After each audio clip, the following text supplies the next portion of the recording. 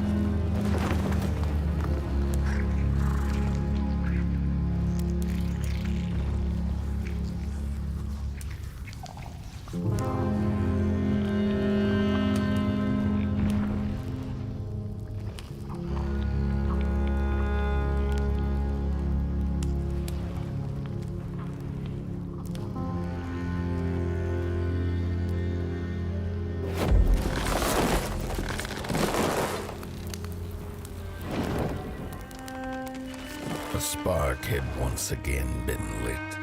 It was told that for the being who kept fire in their heart, all darkness would vanish.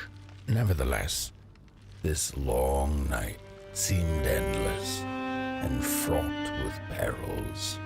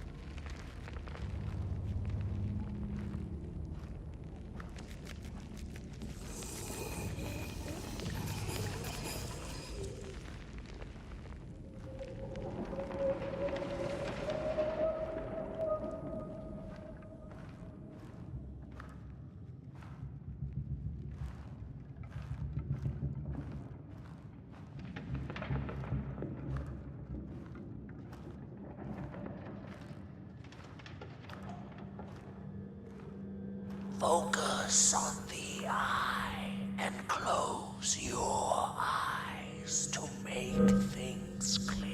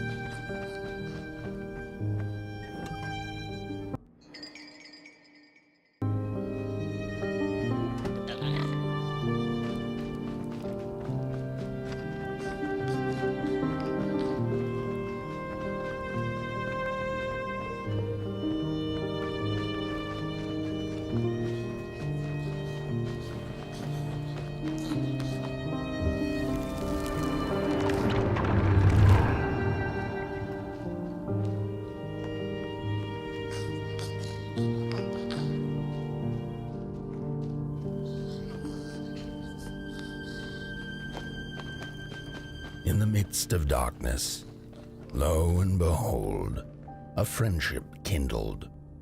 The fire that spread with it seemed so small against the vast night sky, small and flickering, but defiant.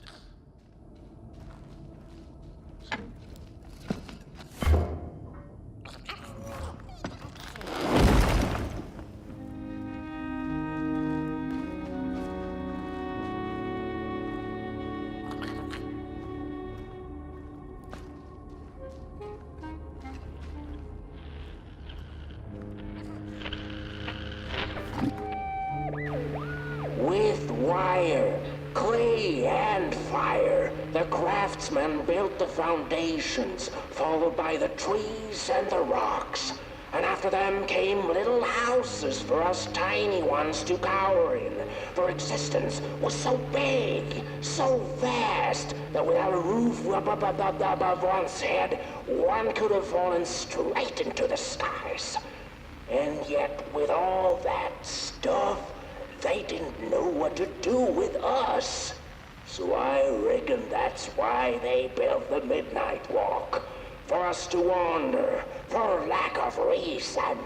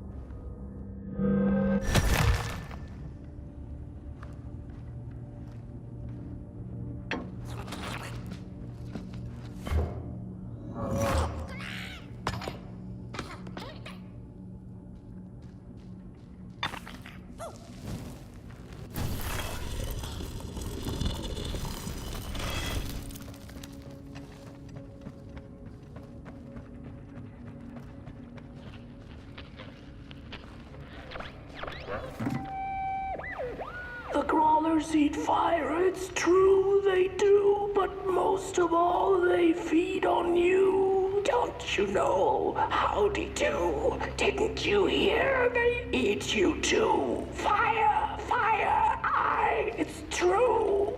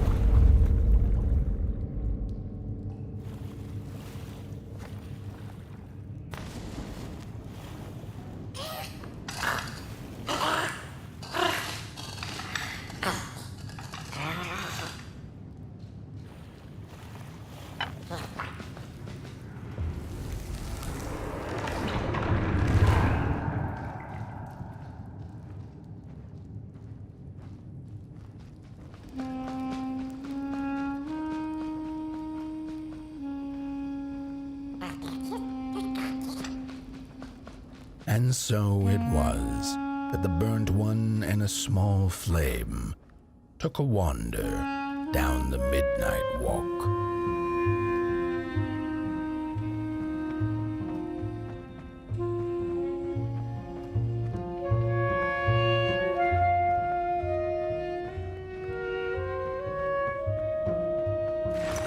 In the closing nights of this era, a wandering flame. How rare. A little pot boy. This is already the end. Your pot boy, the last ember of the work table that was. You are destined to carry this torch to Moon Mountain. It is inevitable. We must all partake. Your purpose burnt into clay. Your pot boy must spread his fire.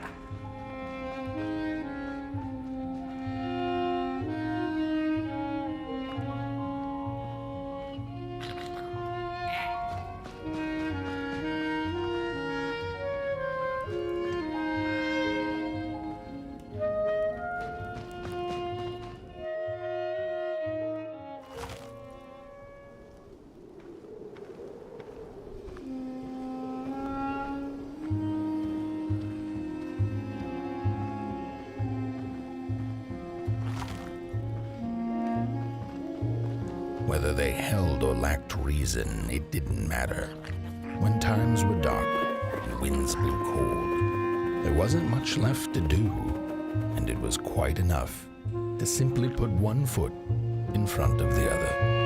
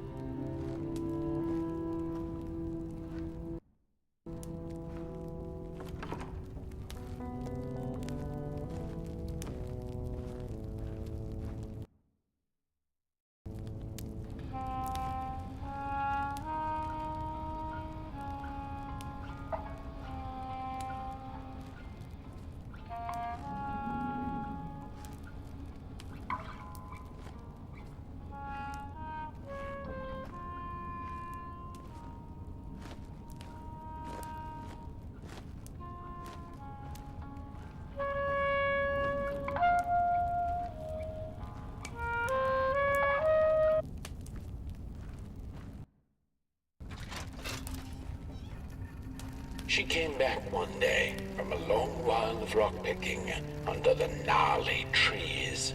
Usually the Merkel had been fond of fall and the refreshing cool of winter, but this time it had been much too long for her taste. Even the sun seemed tired, and she had all the rocks she needed, so she decided to treat herself to a long nap.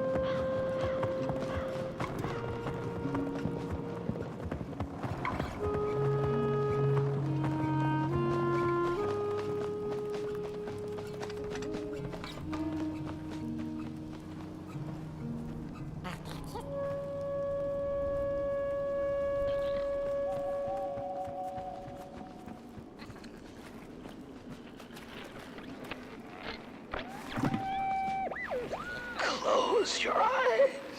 Listen. They sense you. They feel you. It's so beautiful.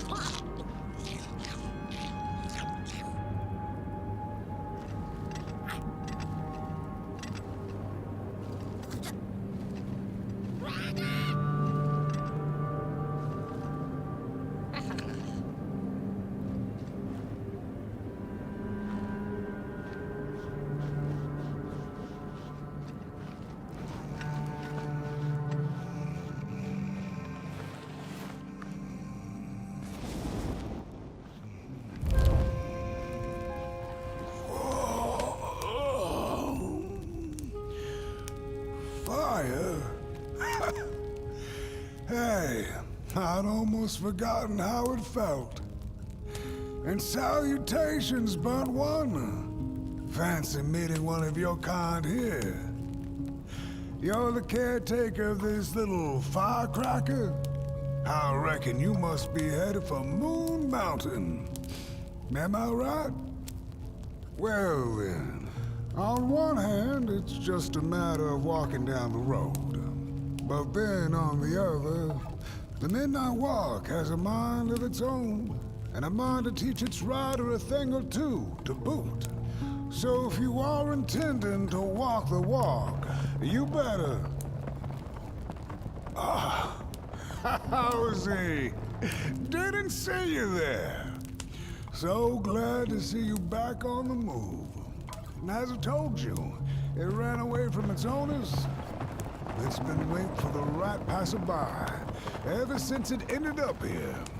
Well, Mac, don't let me keep y'all. See you down the Midnight Walk, and Burnt One. Wherever you end up this long night, keep that fire alive. It's really all that matters. Don't take my word for it. Just see for yourself.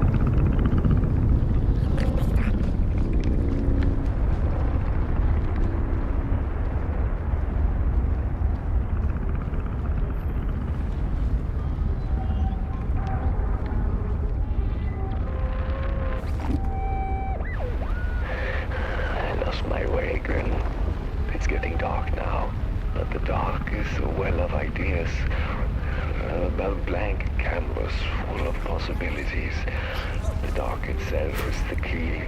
All it needs is a little spark, and I get what I need.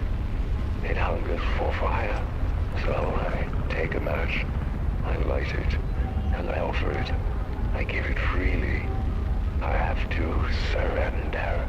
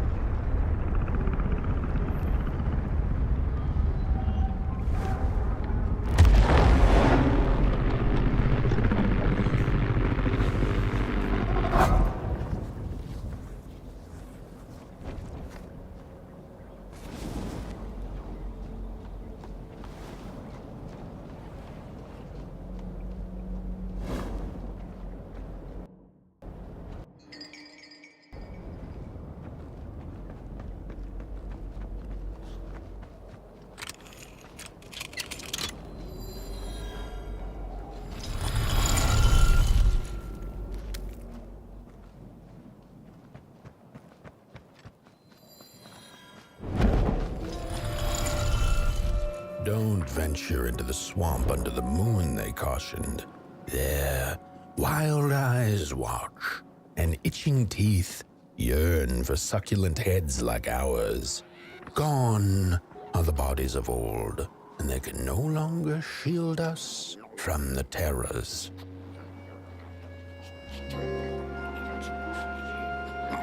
No, don't touch me, you limb tree.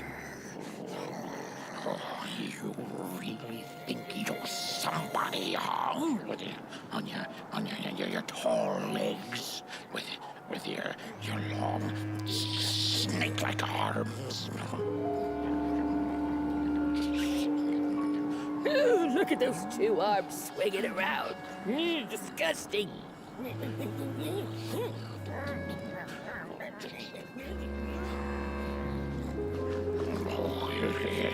It was foretold.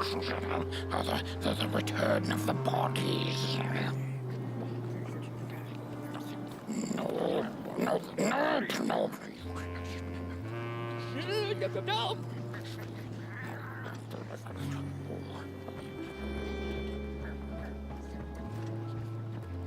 Oh, look at this fancy stick. It's my favorite stick in the whole wide world. It's the best one in my collection. I got no better stick than this stick. Can't believe I found this stick. Oh, it's a keeper. Oh, it's so beautiful. Look at that stick. Oh, sticks. I love sticks. No, my stick. Give it back. No. Oh, my stick. My favorite stick. Oh.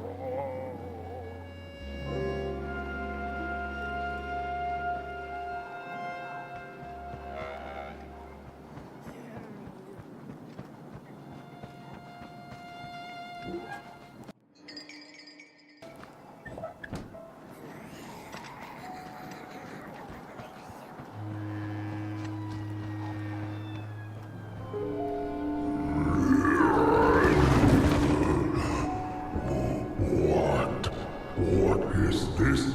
A somebody approaches Nobodyville? Your wretched limbs, an affront to nobodiness. Unless your fire can prove itself useful, there will be no passage for you, limb tree. Go away.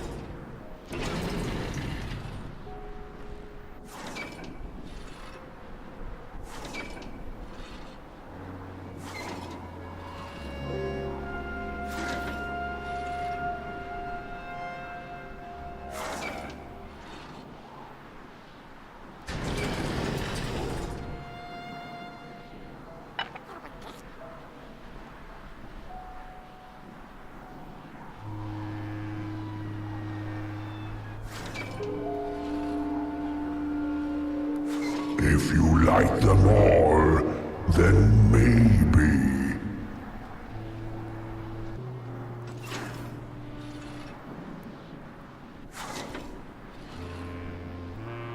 You may have fire, but it is weak.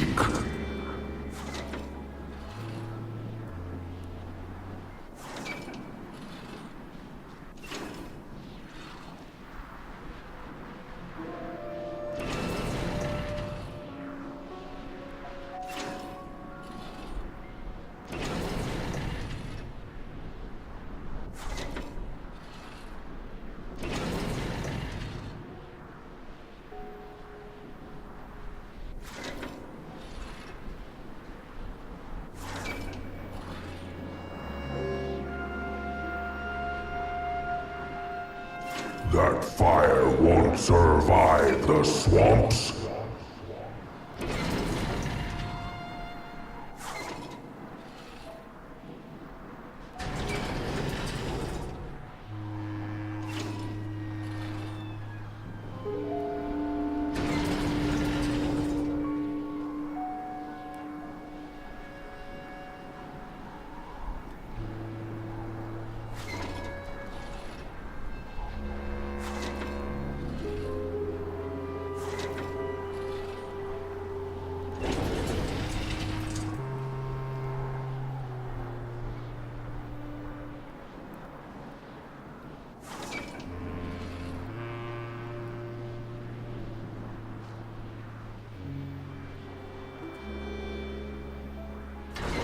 help, no use.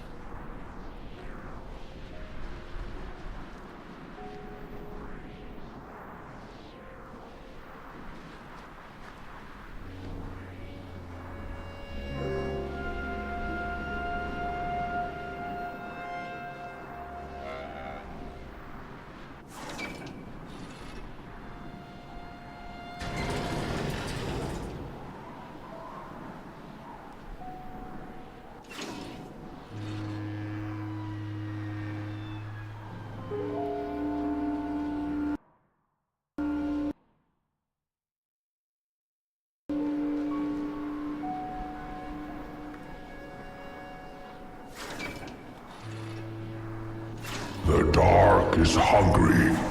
Your fire has no chance.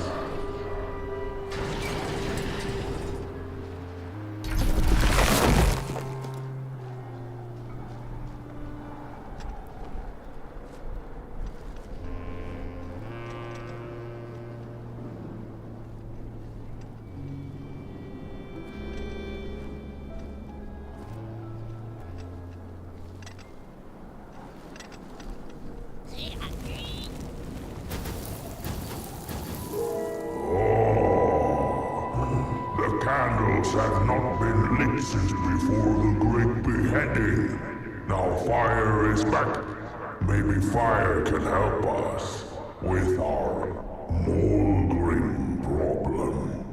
The headmaster will decide. Enter, then.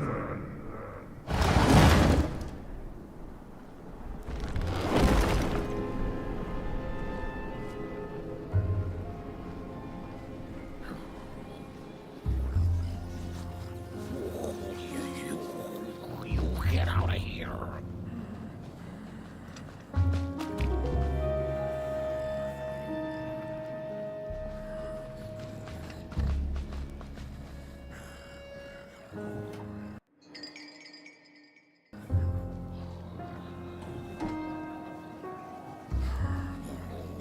We don't take kindly to somebody's walking around here with 2 feet.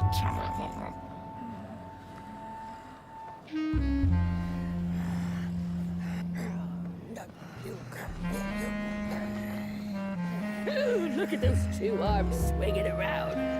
Disgusting.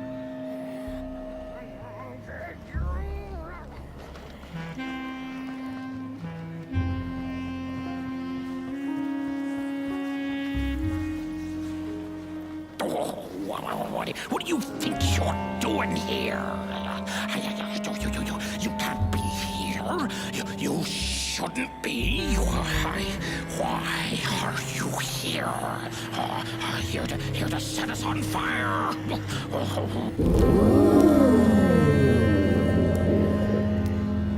True fire. We nobodies haven't been graced by its warmth since the bodies were banished. They used fire for war. Yes. Now once more, the somebody disturbs our peace and sets fire on things with its tiny fire devil. You must leave at once. Leave or face our...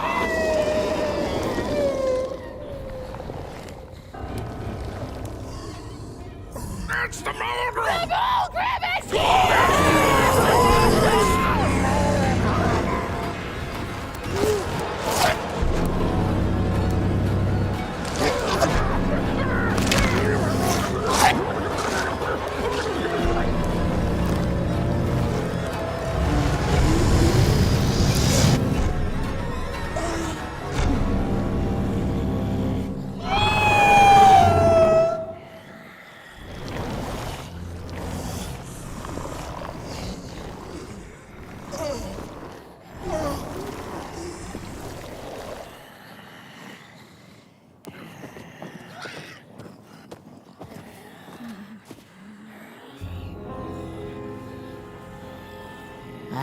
guess I'm the headmaster now.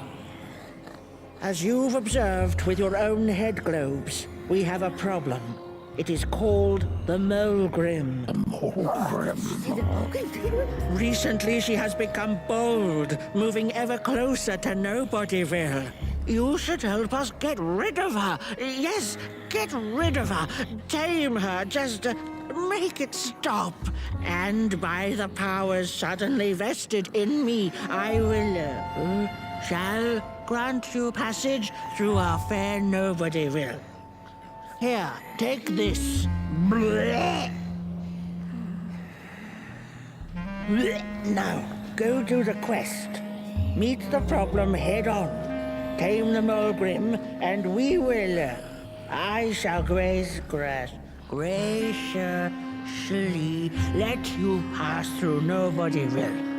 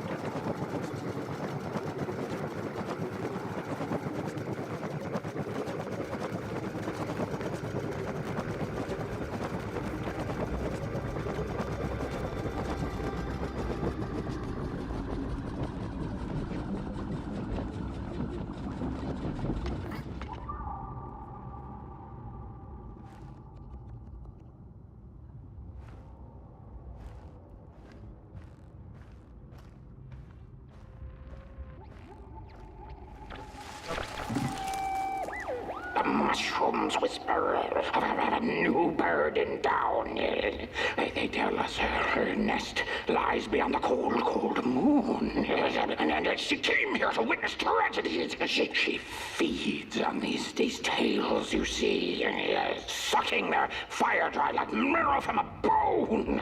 Her eyes are on us now. Like a vulture she waits, knowing that we somebodies are about to tear each other apart.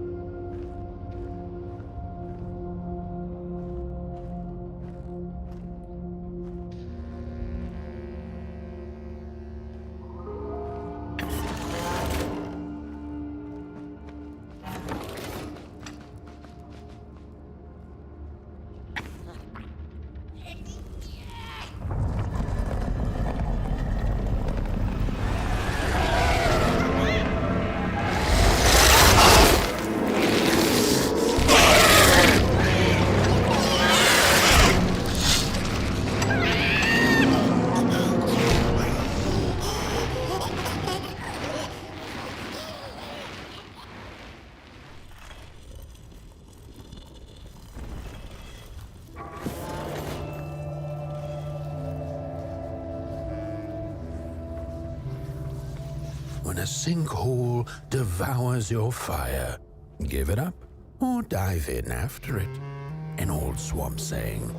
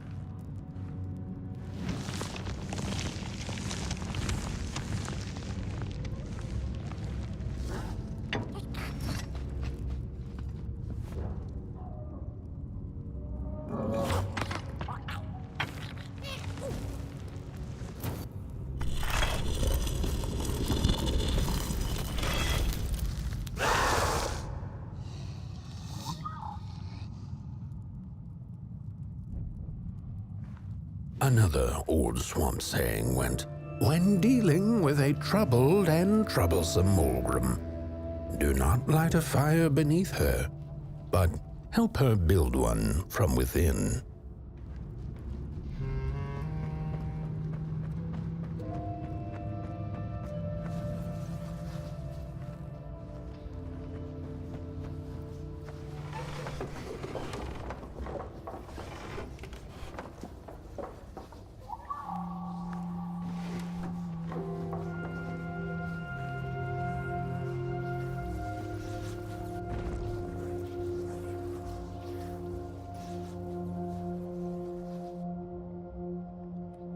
Oh, my neck hearkens the anguished howls of the Mulgrim, and the bitter patter of feet.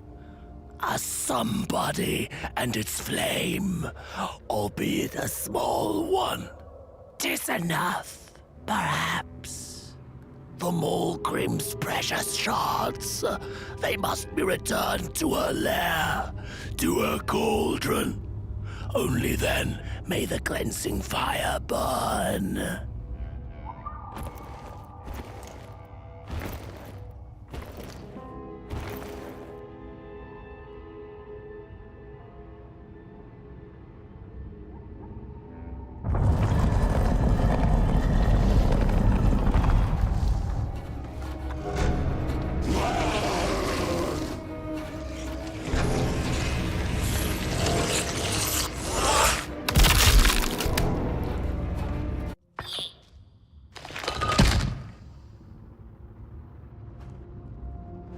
The ragdoll's whisper of one shard kept by the dark itself.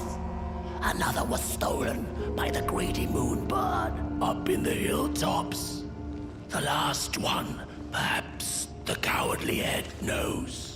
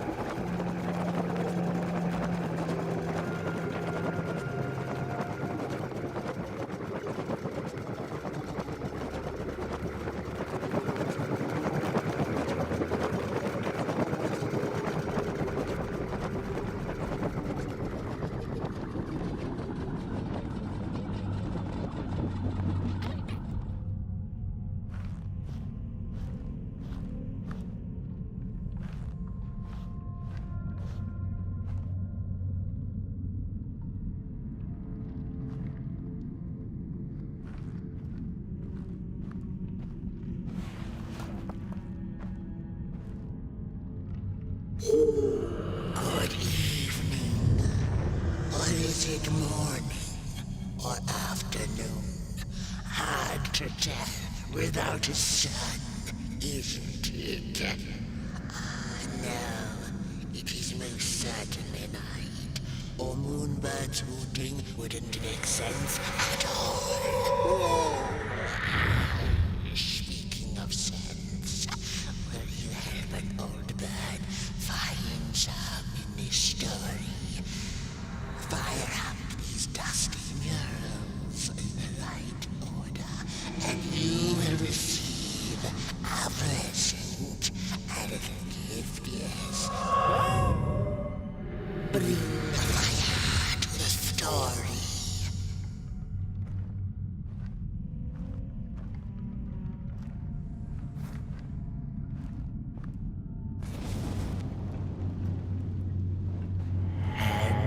As the heads roll, the time of the Milgram begins anew.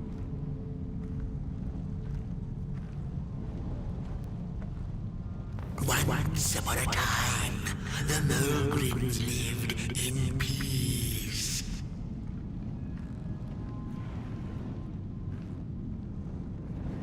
The valley was taken, but then began the Battle of the Bodies. Intriguing. The battle ended with a great, gruesome beheading.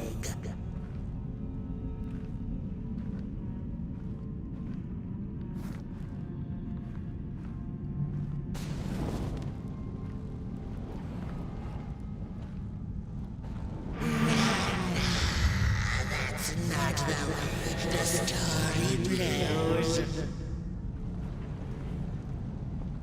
Peace ended when the violent sun bodies invaded the valley.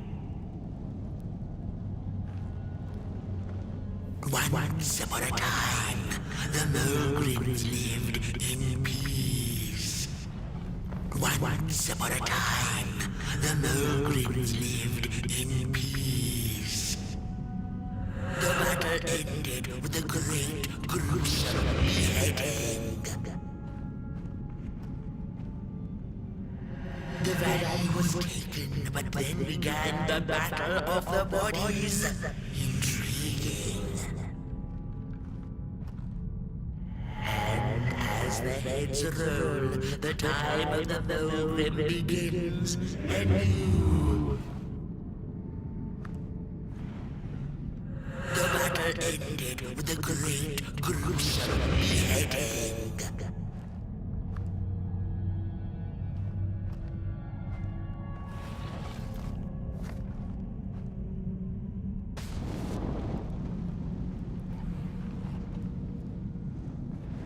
The valley was taken, but then began the Battle of the Bodies.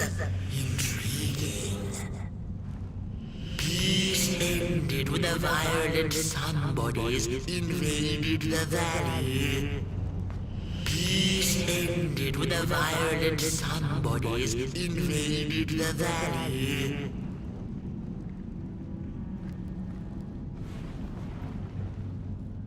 The battle ended with a great, gruesome beheading.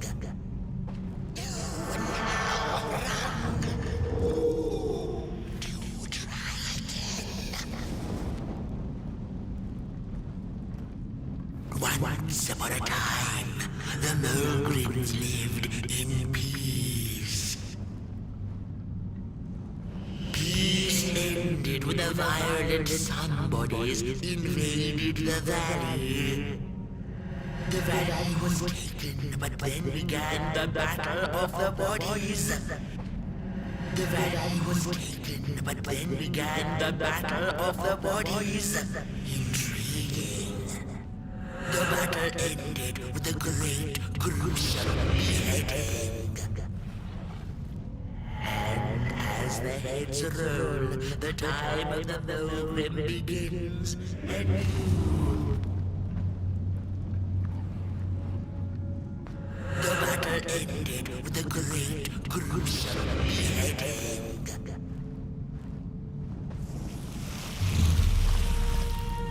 For time immemorial, the Mogrims had lived in the valley in peace, sharing good eatings and howlings around their fire, which they had inherited from the skies.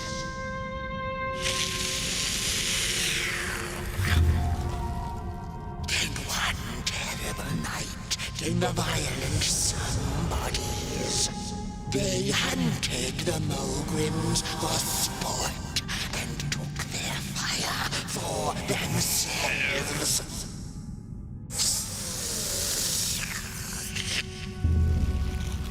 But the somebodies knew not what they were dealing with, for as soon as they held the fire in their grubby hands, they began to fight one another with it.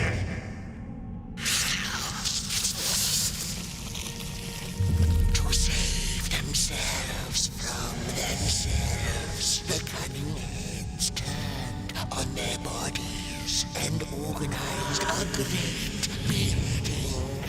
And so it was that somebodies became nobodies, and the bodies were exiled. A time of peace would ensue, or so the headlings thought.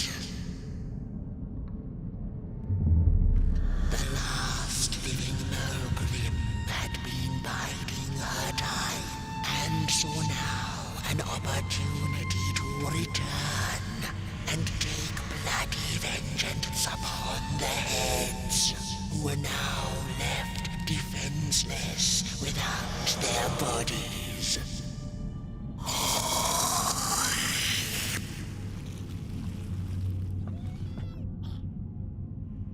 The time of the Mogrim begins anew. A storied meal indeed. Moonbird thanks you for feeding her and proudly upholds the promise. A gift. A shard from the Mogrim's own cauldron. It looked so shiny in the moonlight. Moonbird simply had to take it.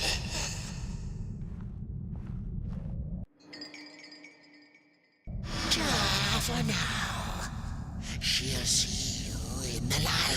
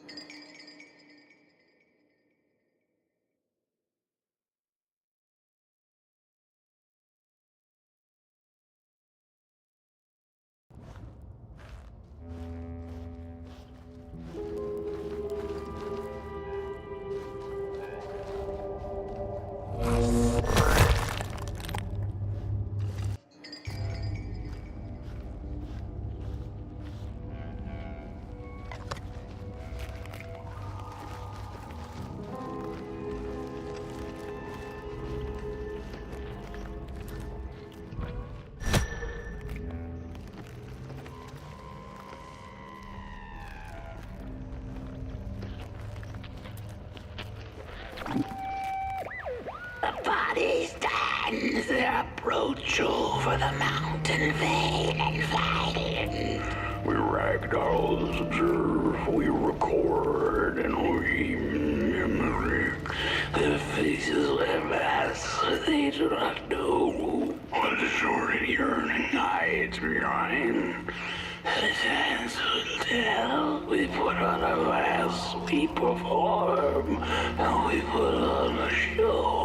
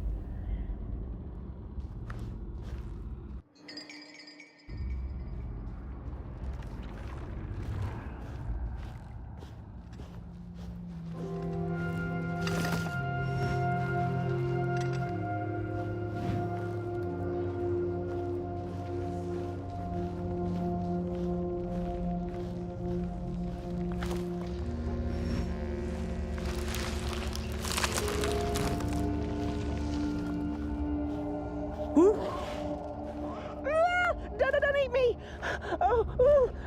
Well, if you're not gonna gobble me up, then can you maybe take me away from here? Please? Somewhere closer to Nobodyville and away from here. Get me out of this neck hole, please. I'm begging you on my bare chin, and I'll pay you for the effort. Handsomely with a beautiful shard from the Mulgrim's cauldron. I have the Mulgrim's cauldron.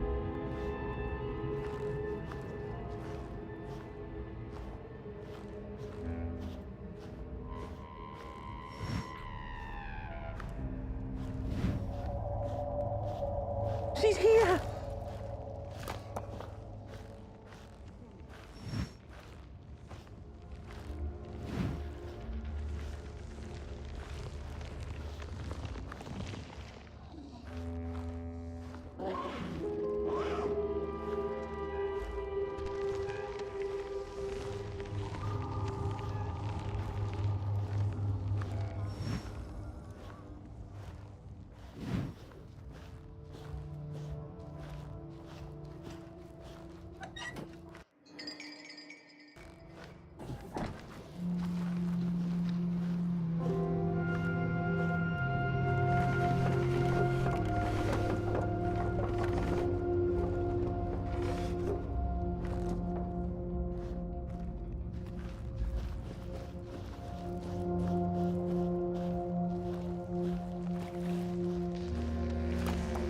Watch out!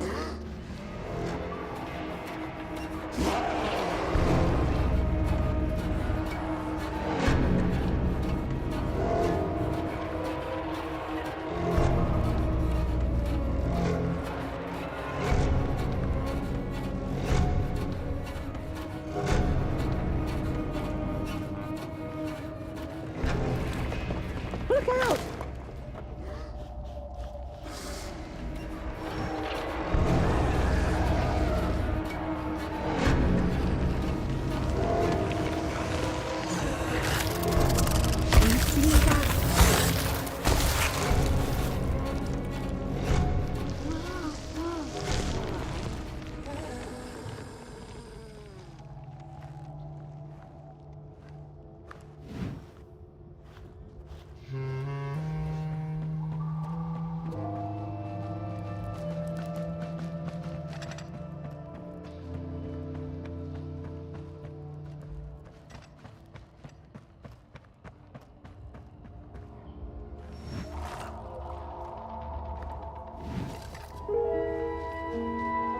Phew, thanks for saving my neck. And I think I have a reward for you. A real treasure. Blech.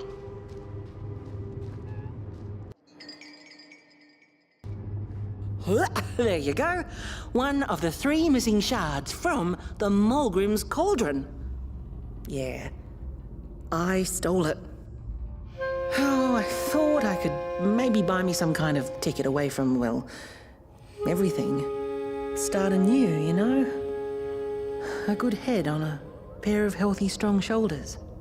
Eyes on the horizon. Gosh, the horizon. Do you know I haven't seen it once since I lost my body?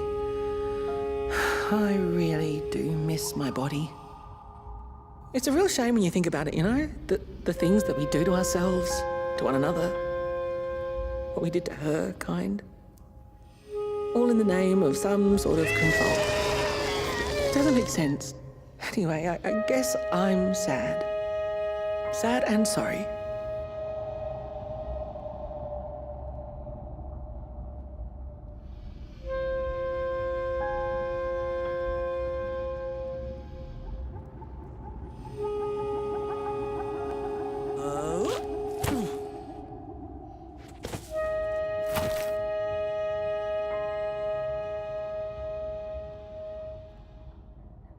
Hey, thanks. You're a great listener. You know that? Just take care of that shard now. Maybe put it back where it belongs and... yeah. Goodbye.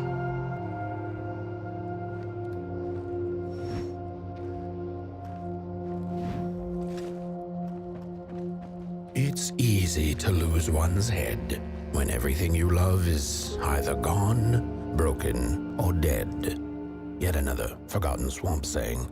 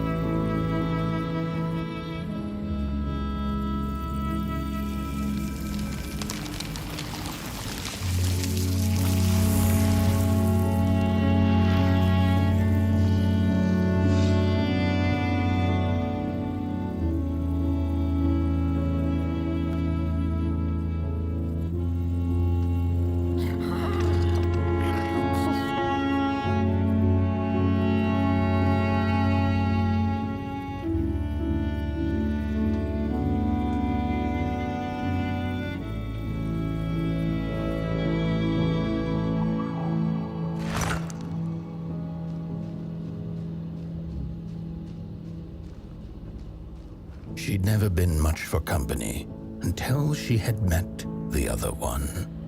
He had shimmering scales, an appetite for life, and carried a faint scent of rotting leaves she found irresistible. Oh, how they used to laugh at the distant stars, bitterly, together.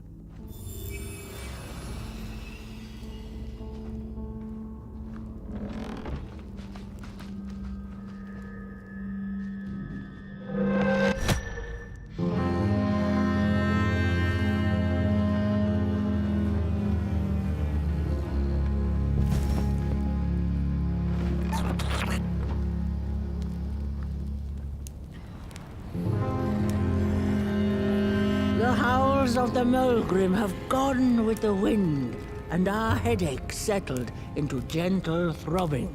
Thank you, somebody, for you have not only graciously saved our necks, but also demonstrated the value of brain mass and heart blob working together.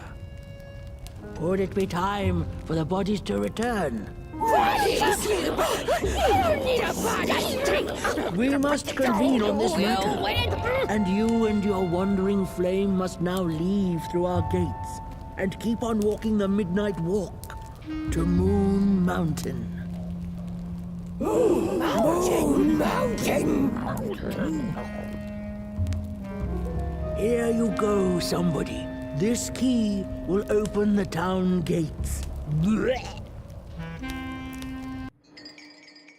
The mountain once again beckons, and the call is answered. Fare thee well, and take good care of your flame. The dark itself is hungry.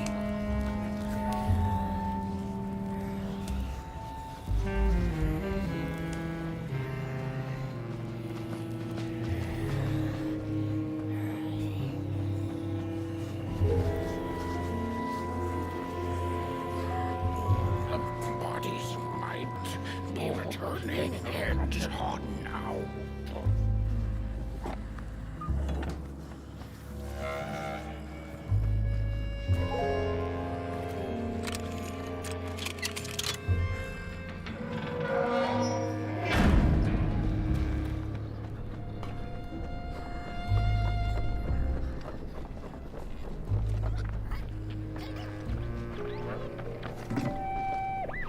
I've had enough. First it was the big Mulgrim hunt, and then when they forced us out into that make-a-forgiven swamp. I hate hiking, and then when we had nothing left to hunt, we started fighting each other, and then Mr. Mayor gets this grand idea that we should chop our own heads off and banish our bodies. How does that even scientifically work? I've had enough of civilization.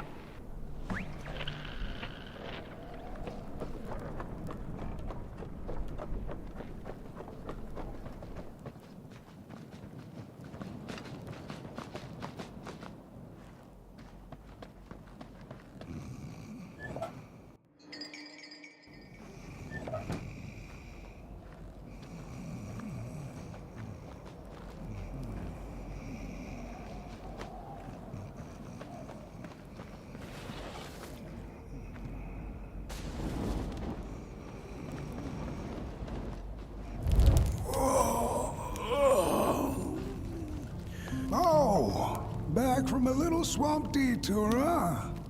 Hope the heads didn't give you too much trouble. At least your head looks attached to its shoulders and your friend's is, well, burning. So do not despair. Should you once again lose your way along the midnight walk, you're probably meant to.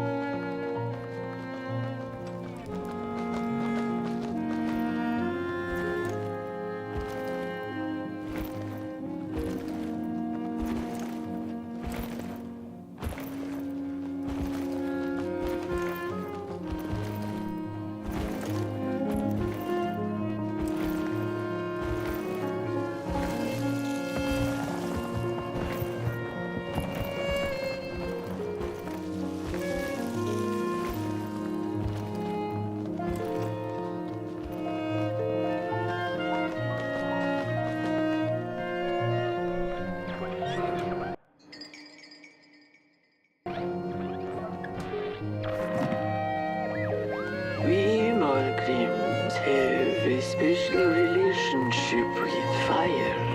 We do not cook over it. We do not shed tales around it. We care not for its warmth.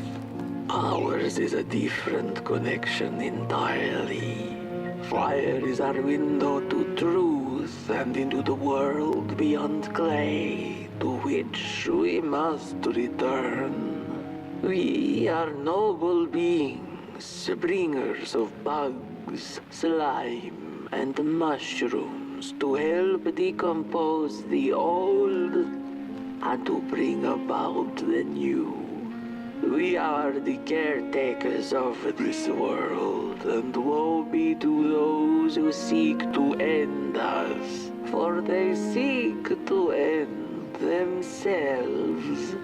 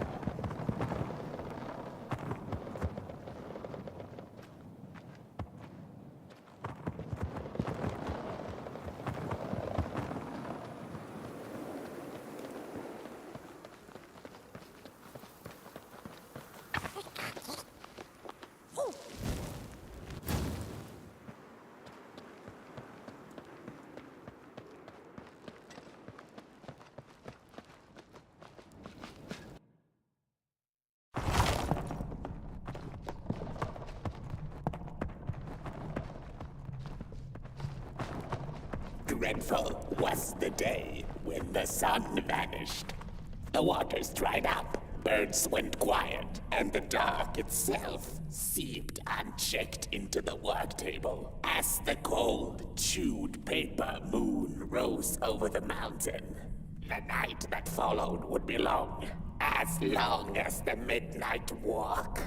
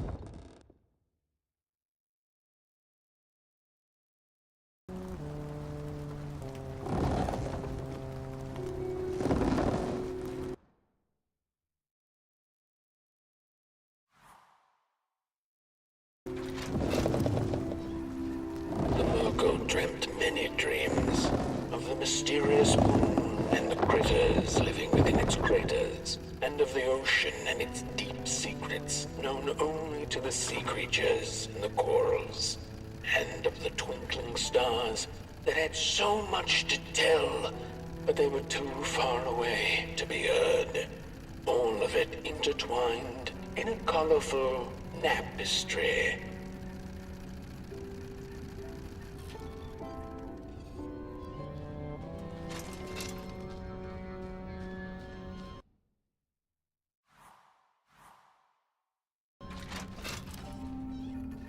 And so she woke with a yawn, so big it could have devoured the sun. She had slept for just about a decade. A decent nap by Merkel's standards. She smacked her dry lips, looking forward to what the new dawn had to offer as she left her lair and went out into the cool night. Wait a minute, she exclaimed. Night?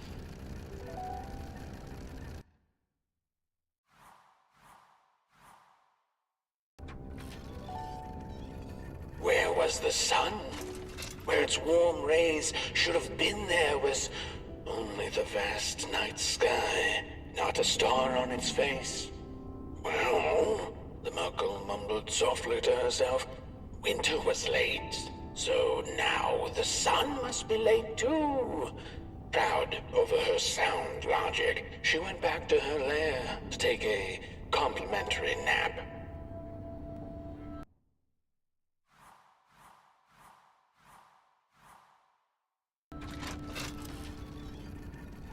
The Merkel had taken a nap that had lasted 2 decades. Now that counts as oversleeping even by Merkel standards. She had awoken anxiously this time, feeling misplaced and confused. The confusion grew further into panic when she was greeted not by the sun's life-giving caress, but once again by the silently mocking night sky.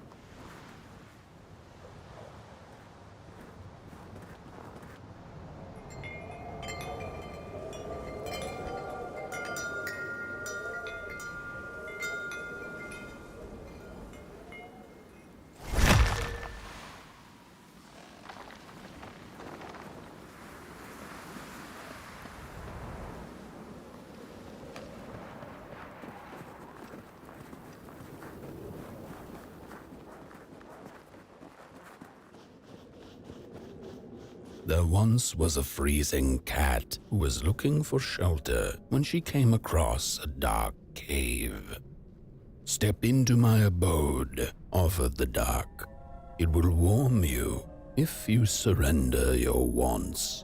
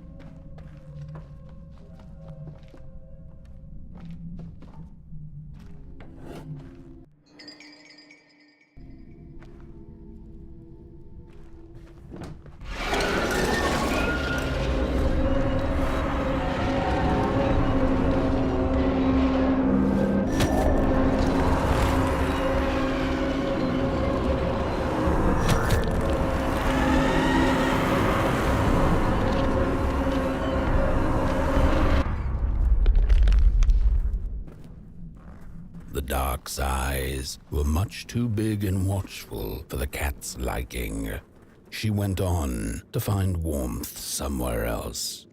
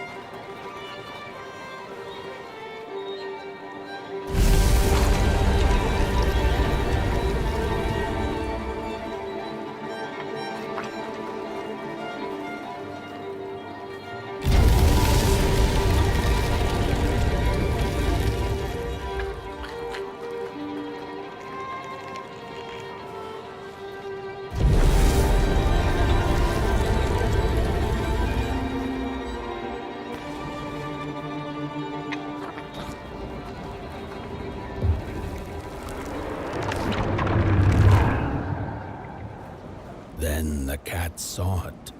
Rooftops piercing the sky. Approaching the town, she was greeted by a crone. "Come, kitty, kitty, you must be tired. Sit in my lap.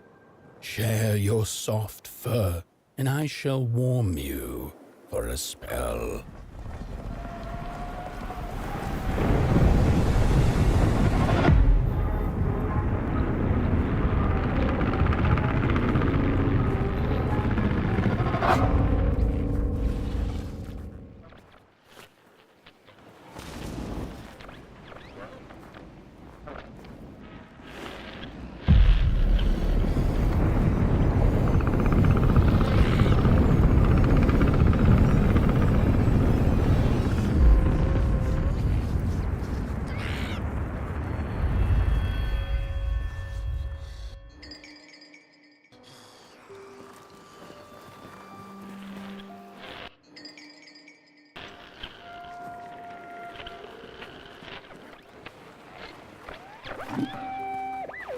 Hello, Mother. The well said to give it a match, so you and I could talk again. I hope this works, because that was my last one, and well, it's cold now. But it doesn't matter. We can finally talk after everything. So, how are you? Do they have fire where you are? Not the hellish kind, I hope. Is Father there too? I think you should talk to him again. I know it doesn't seem like it, but I know he loves you still.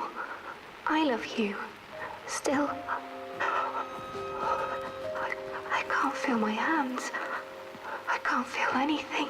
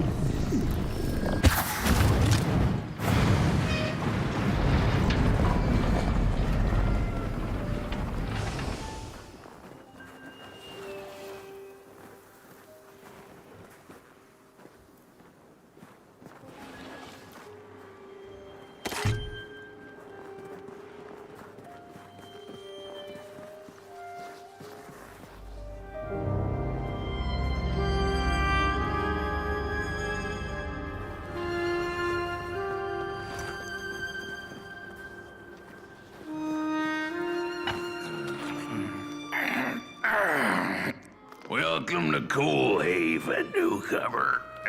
Good to see a flame in these parts again. I'll be your guide tonight.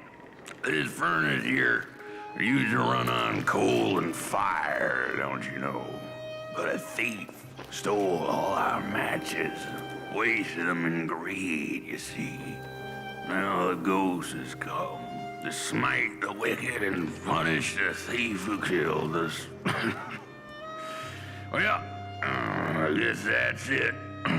That's a tour on the house.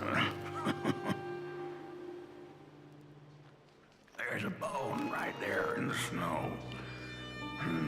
That ain't no place for a bone.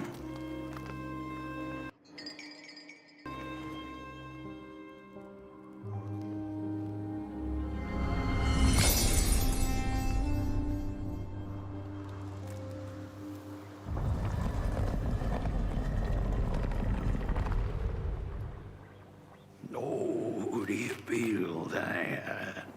Something's changing. That furnace was the soul of the city. We used to worship it, us coal miners did.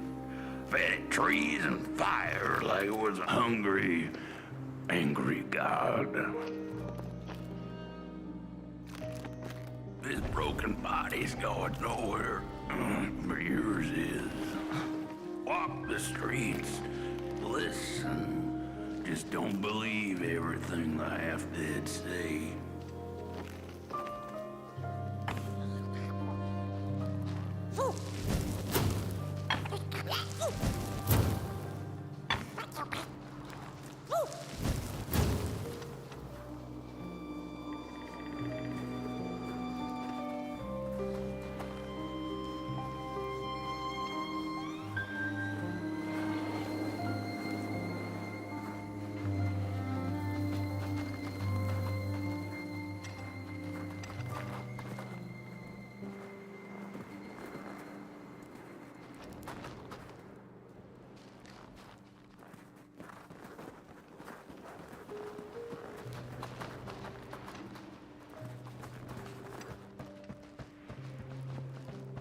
The cat didn't like the crone's crude pettings. Her hands tugged at her fur.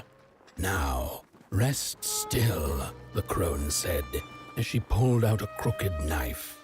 The cat was quick and escaped just in time.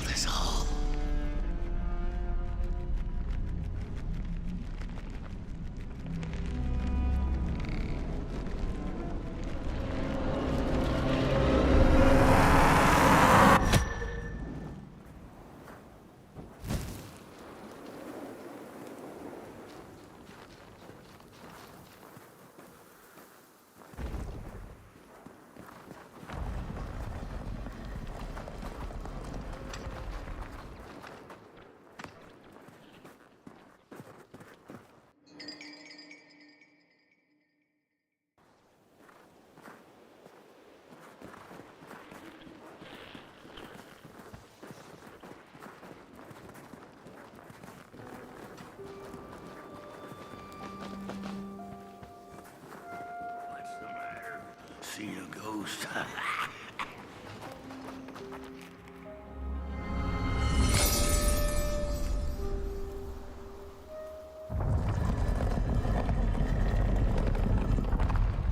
The thief loved the stars. Would have plucked them out of the sky if it were possible. But the dark itself stole her stars, turned the thief's sky as black as a cup of joe.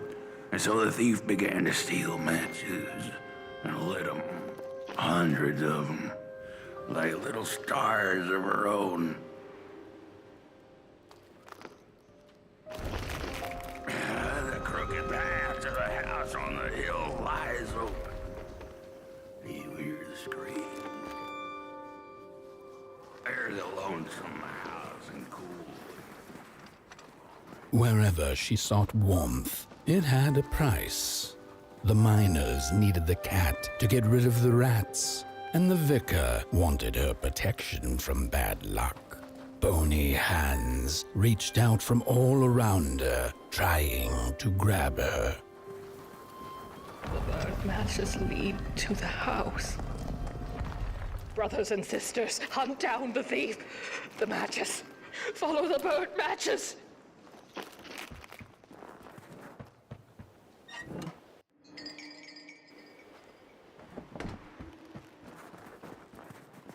And then for what they did. The trail of burnt matches. It leads to the house on the hill. It's them. Burn them like they burnt our home. We're running out of matches.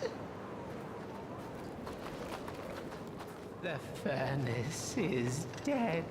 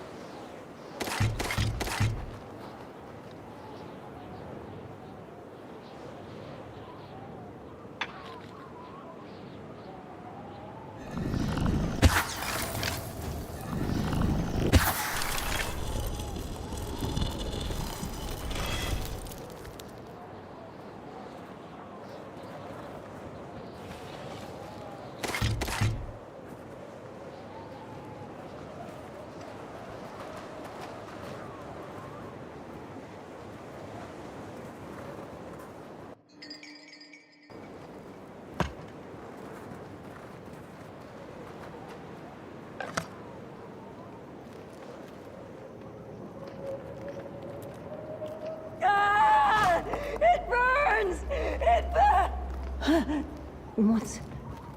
Oh, this isn't my body. The fire, did we snuff it out? Where's... Did I save them? The house.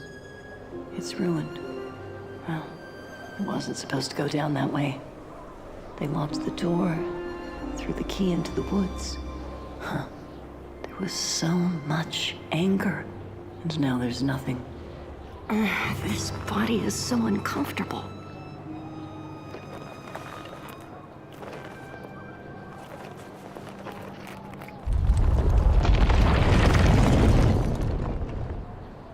While I was in the black, I had a dream. There was a monster in the woods, with our door key dangling from its tail.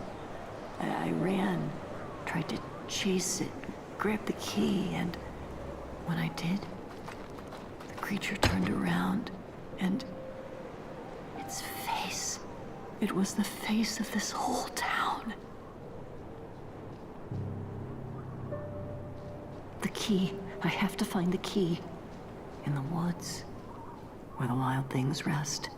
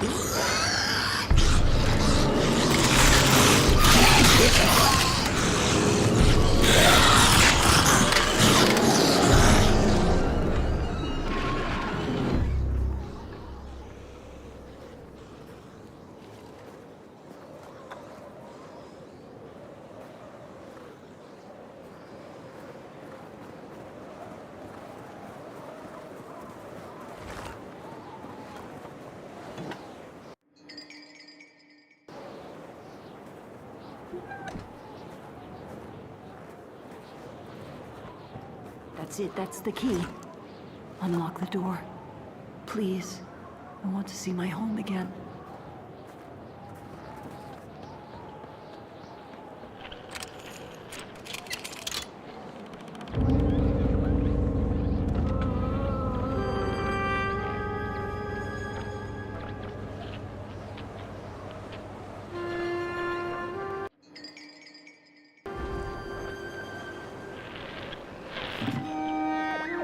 Furnace is getting weak.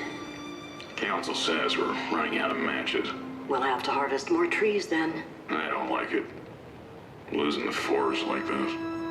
Not like we have a choice. Mom, Dad! Oh, Curly, you startled me. They're coming here. All of them. What's that you're holding? It's just a match.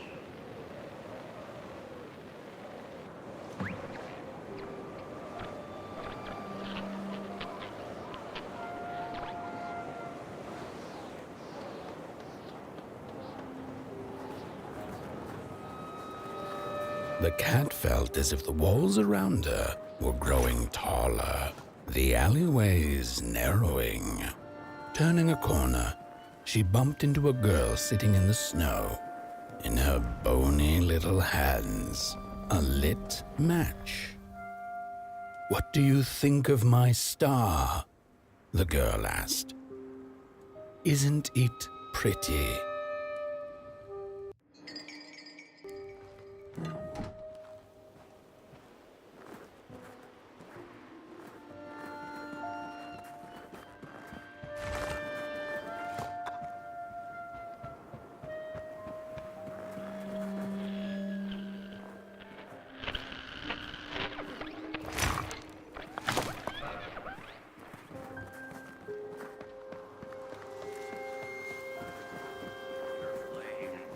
Bring back dwarves to our graves, and may the worms.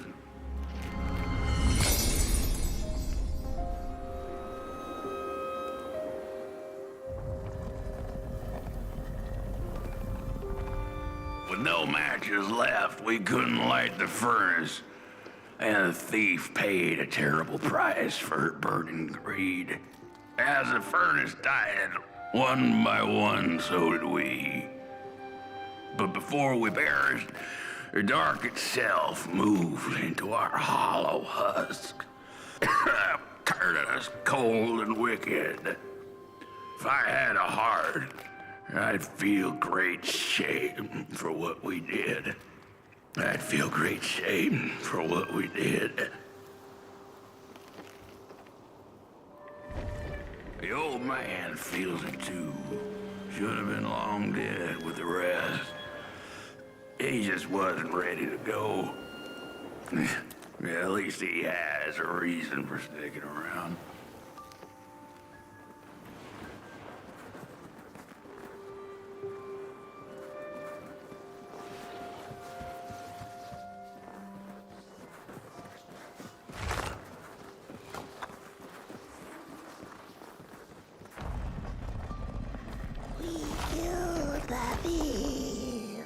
She killed the furnace, so he killed her.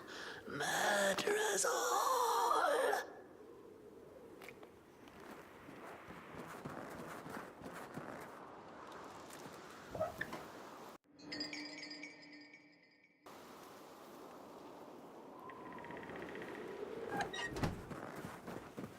We killed the old man is the one left. He carries the shame of us all. No rest for us after what we did.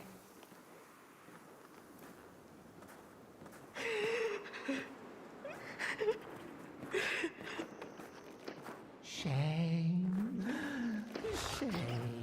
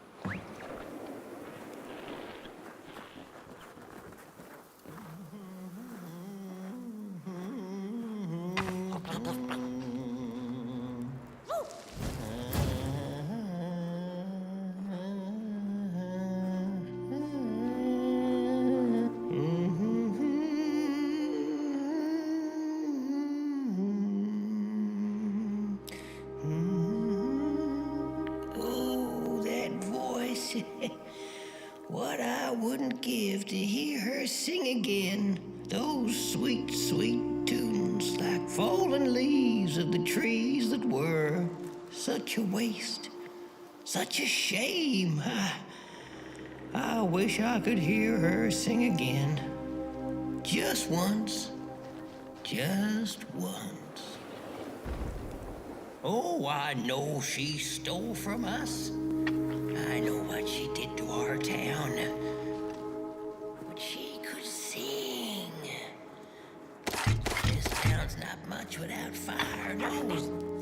It's even less without song. If I could just hear that lullaby one last time, I know I'd be able to.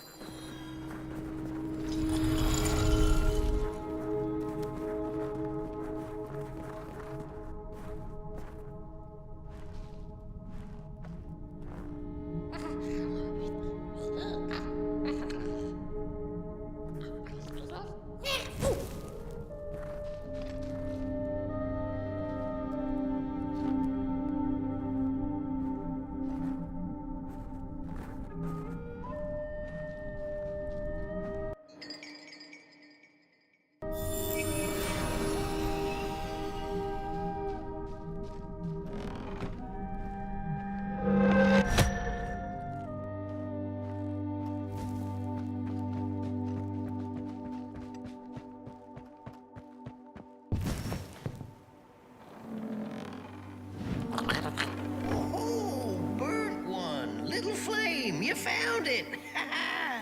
Does it still keep our song? Fire will tell.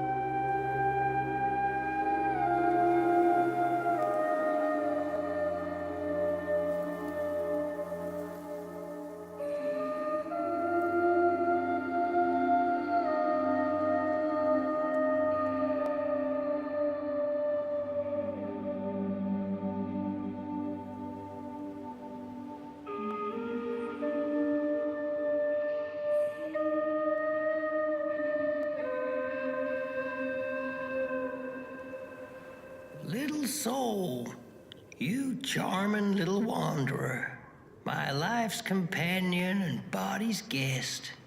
Where are you off to now? I don't know what I thought would happen. I feel a strange warmth, but just as coal runs deep in the earth, so is the shame a part of me, mine alone to bear.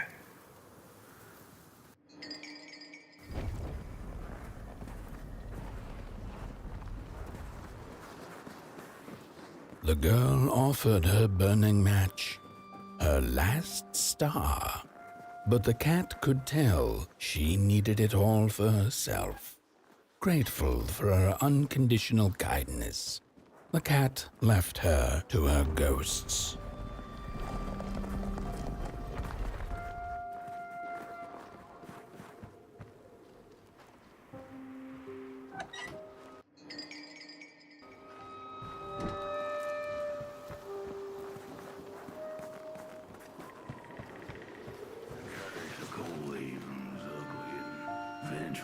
A grave matter indeed.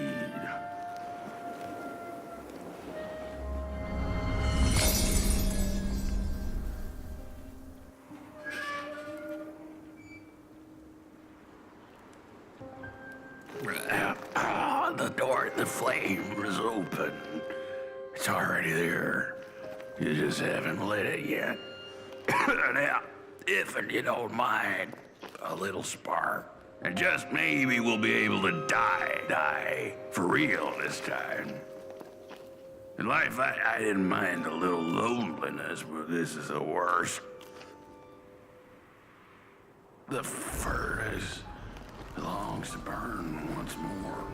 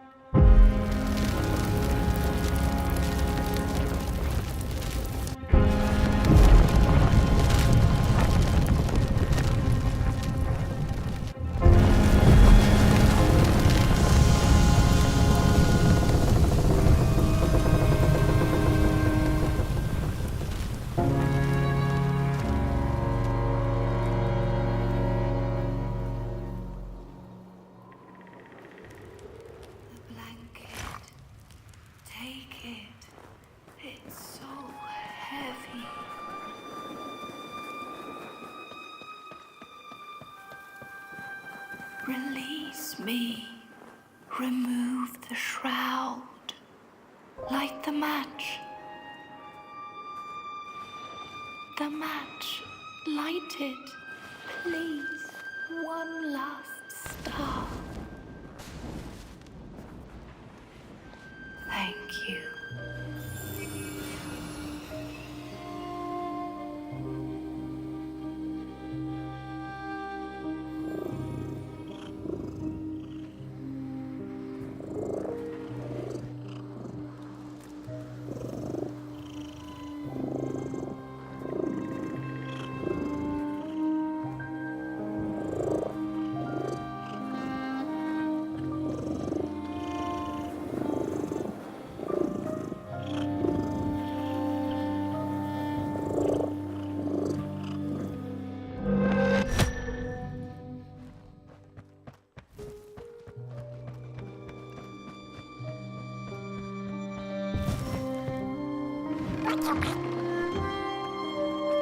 The cat finally settled in front of a giant burning furnace. In its bright flames, she could glimpse a dark future.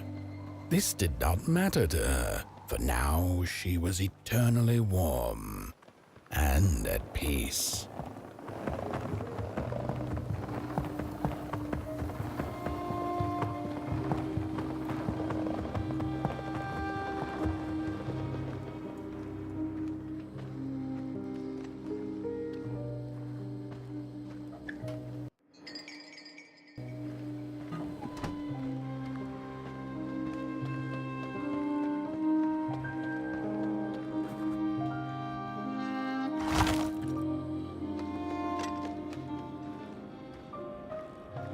The flame burns still, and the fire has spread along the walk. The cold takes its toll, and Potboy's flame flickers. But it is still enough for the climb to Moon Mountain, to light the final fire. The road always leads to Moon Mountain.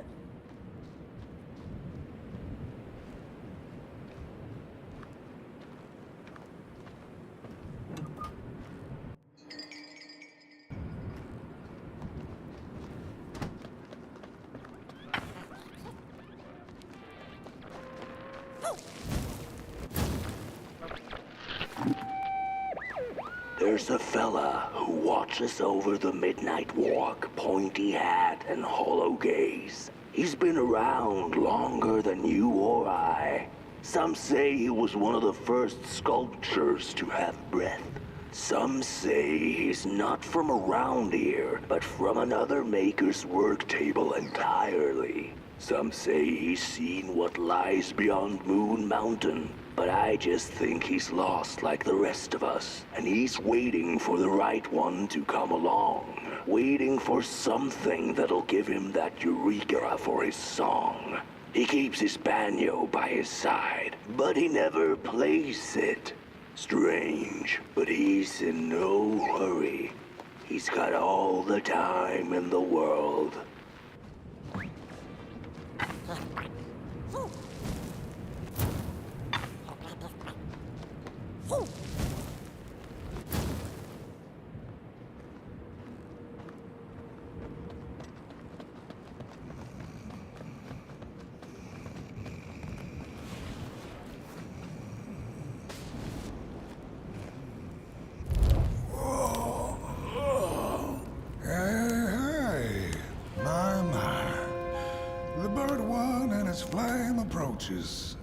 The road's been long, hasn't it? And it just keeps on going, don't it? Why don't you rest here for a spell? Change is in the air. Warm winds coming in from Coalhaven. I trust you're not pushing that little flame of yours too hard. He is mighty, no question about it. But between you and me, he still has a ways to go until Moon Mountain. Heck, it ain't my place to tell you how to tend your flame. I'm sure you'll be fine. You'll be just fine.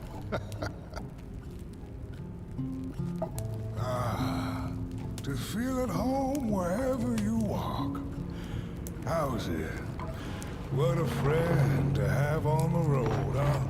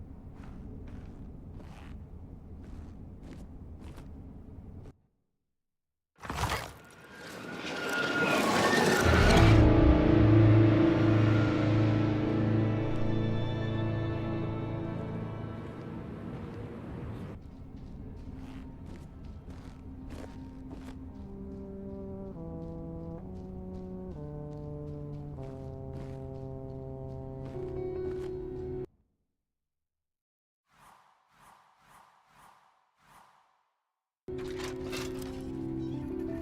was one star out that night, and it glowed a cold red. Who took the sun away? The Merkel asked it. But it was too distant, so she could not hear its reply if it had one. The Merkel had never felt so empty and alone. Lost in quiet despair, she managed to open up to the winds and followed their gentle push south down the midnight walk and to the Darklands.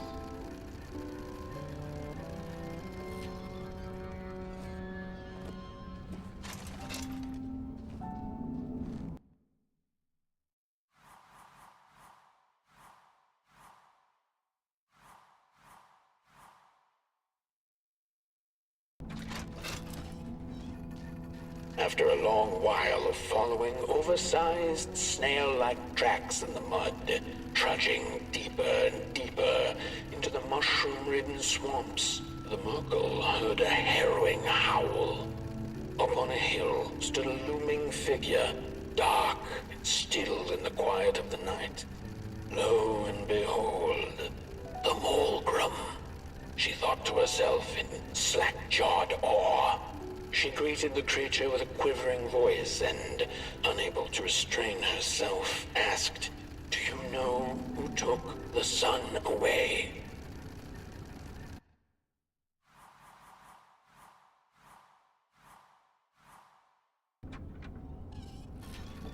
Talking to monsters had never been any Merkel's forte, but this meeting proved spectacularly disastrous. Barely escaping the gnashing teeth of the Mulgrim, she managed to escape by jumping into a lake, following its stream away from the swamps. Although the Mulgrim was far behind her, she could still hear its melancholy howl. Mad with grief, she mumbled, "As I will be, unless I find the sun again." Tired from running, she searched for shelter and found a dark, dank cave. Cozy, even by Merkel's standards.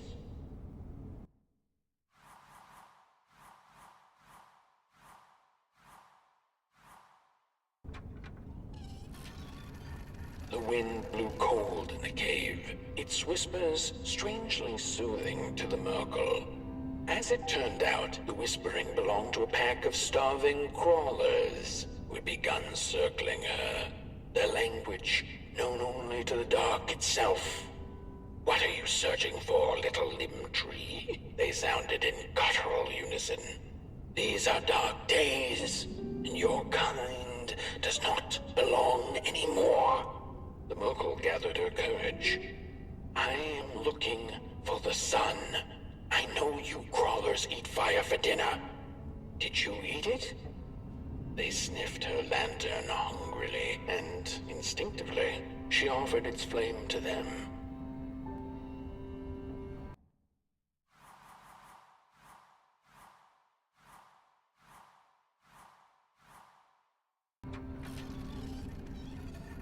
The crawlers cackled like mad chickens.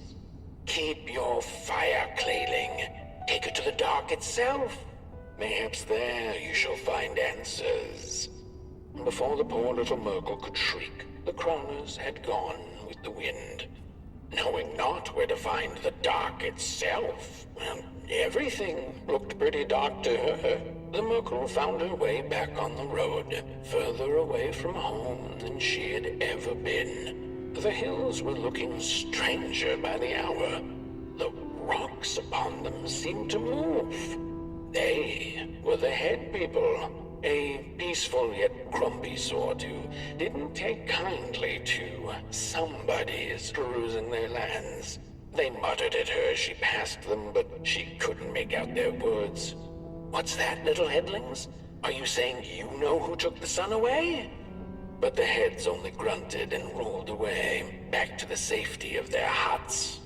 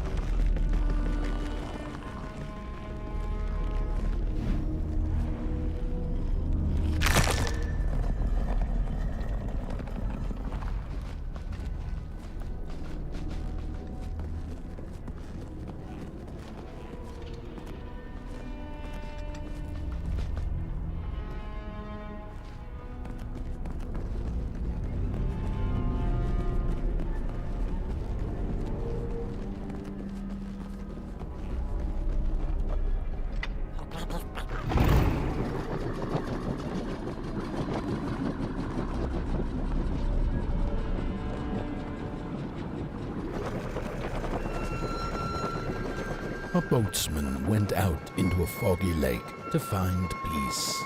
Then, out of nowhere, came another boat that bumped into his.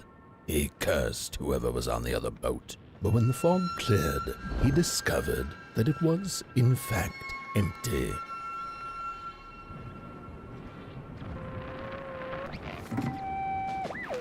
These sarcophagi are molds, rebirthing the bodies of the burnt one.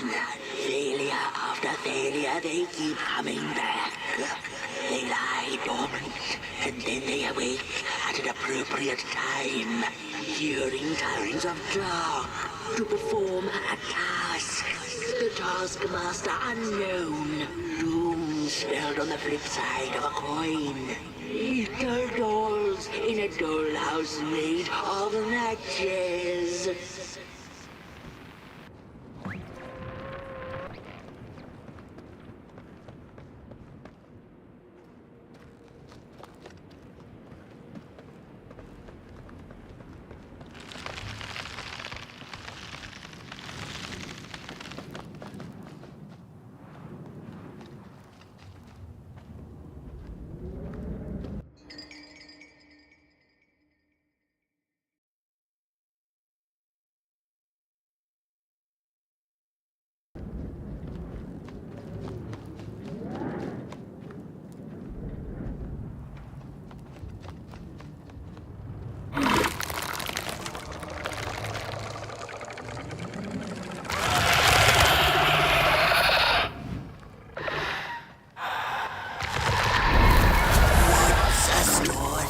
Without a little adversity.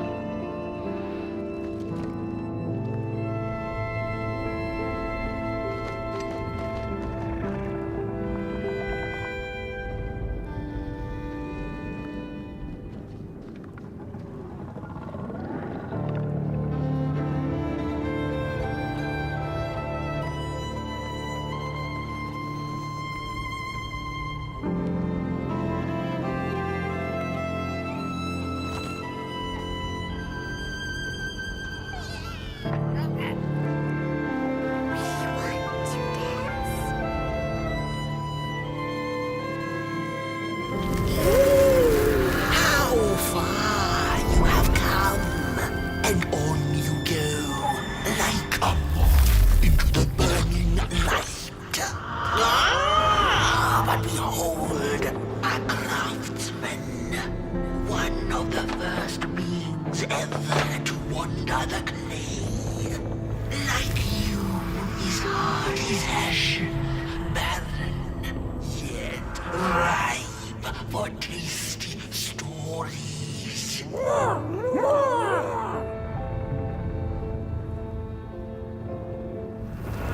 now, you must have learned there can be no tale without spark. No spark, no path. Light the fuse.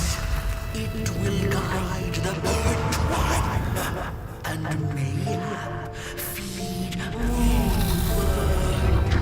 A symbiosis most reasonable. Don't you agree?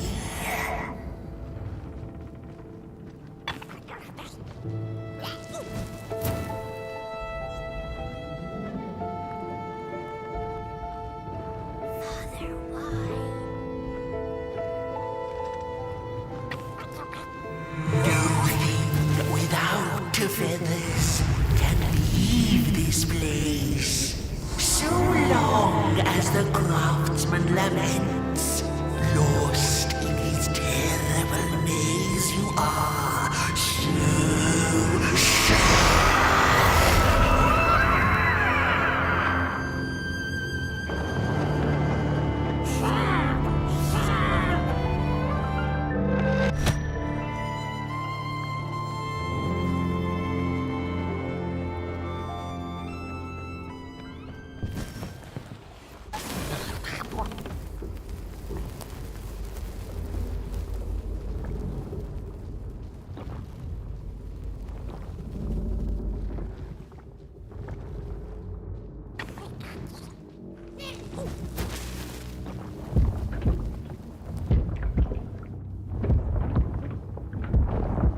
so sad.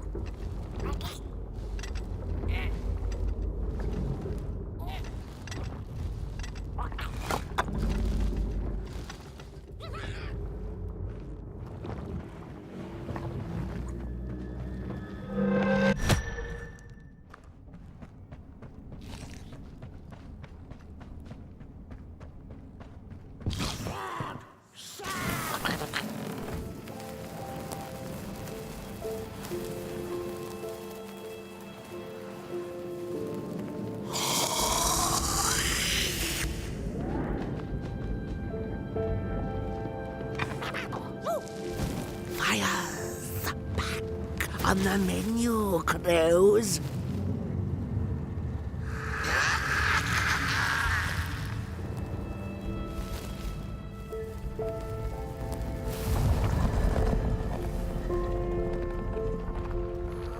He won't love us.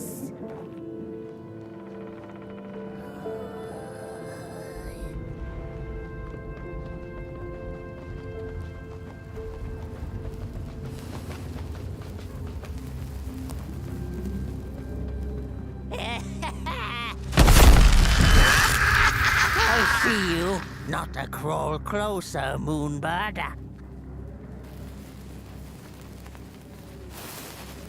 I see you. Not to crawl closer, Moonbird.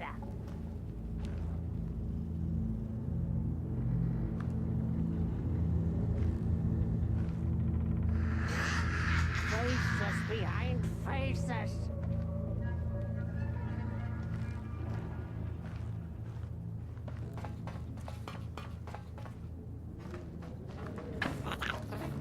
I see you, not the crawl. I hear you pressing around.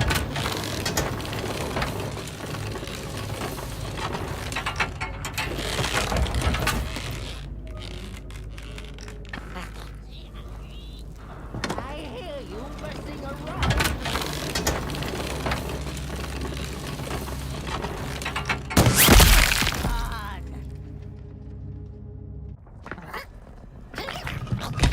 Avert your greedy gaze.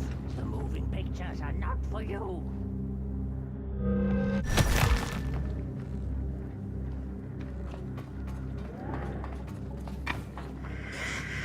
Faces behind faces. Stop that.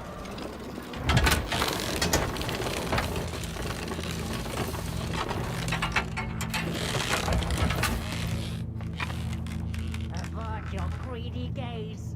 The moving pictures are not for you.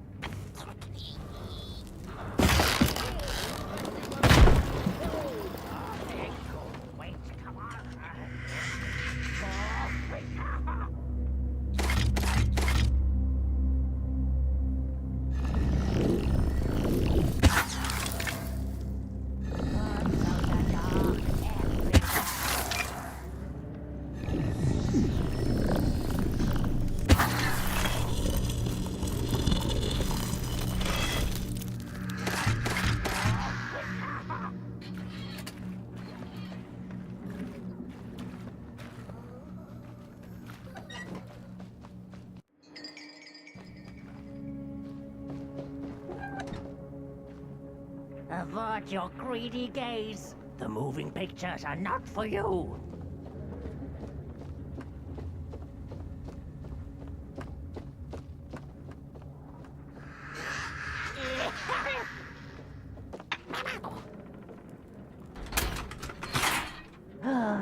The pictures.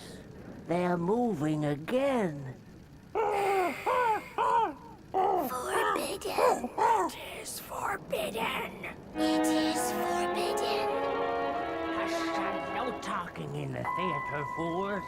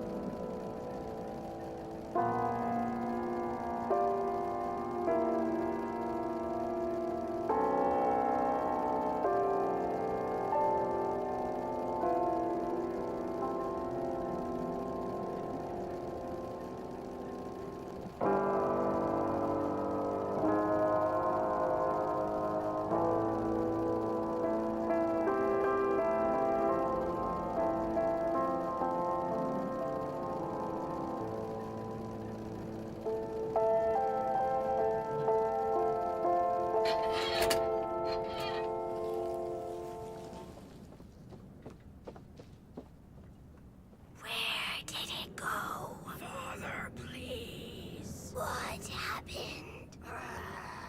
More stories. Stories. How I cherish them. Real as clay, as palpable as the midnight air. They're all we have left once the dark has taken the last campfire from us. The projectors tell a story of failure. The craftsman projects it onto his creations. He keeps building, building without love for his craft. He needs to see it.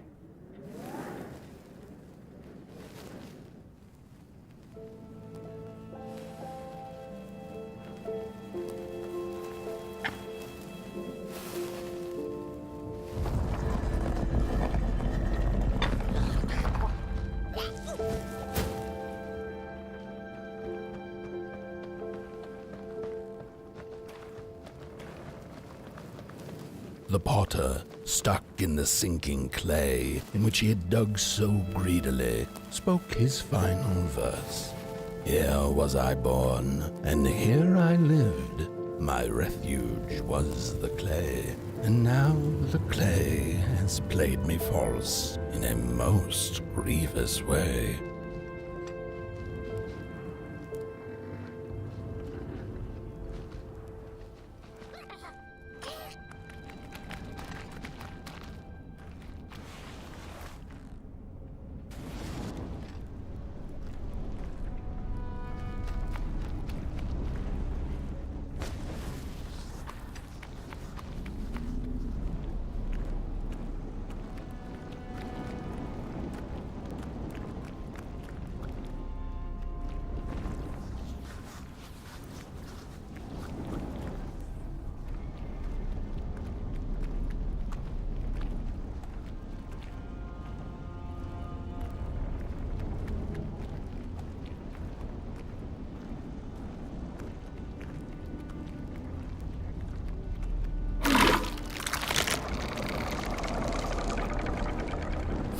Blind explorers discovered a sleeping beast.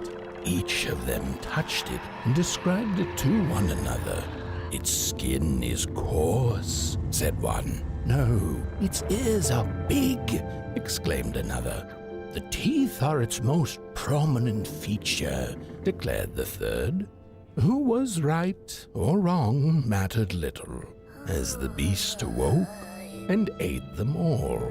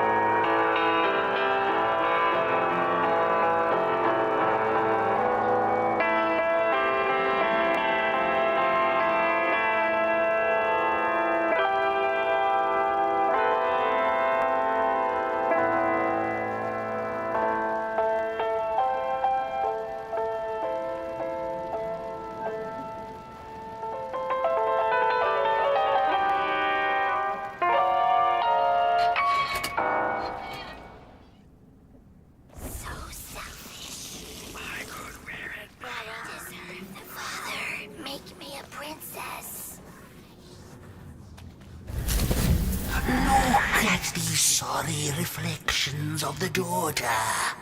None of them will ever dance. Ever feel the warmth of their maker's heart. They can never be enough.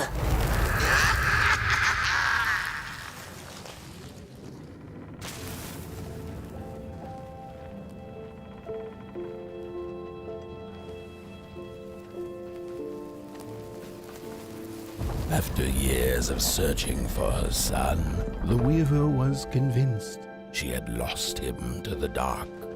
One night, there came a knock upon the door. "It's your son," said a voice. "Please let me in."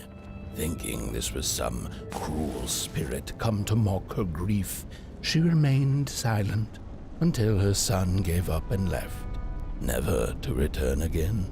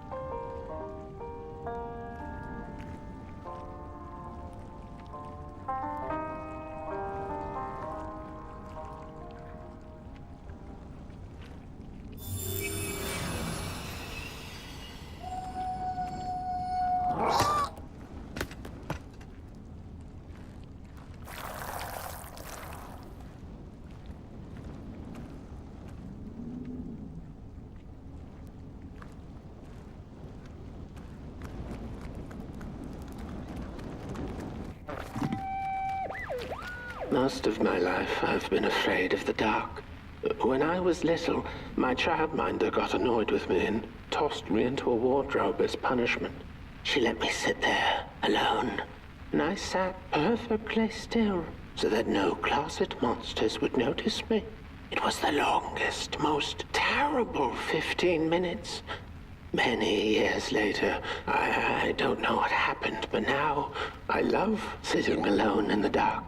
I get into the wardrobe, close the doors, and I sit perfectly still. It's like a void, empty, but not cold, where nothing exists and everything is possible.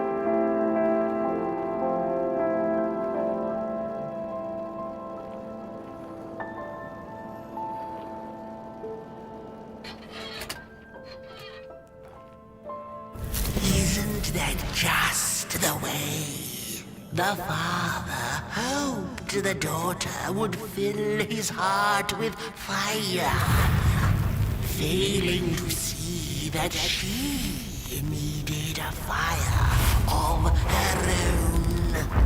His princess danced away, and he stayed behind, cemented in his ancient groove. The heart is a bottomless pit, never sated, always craving for more.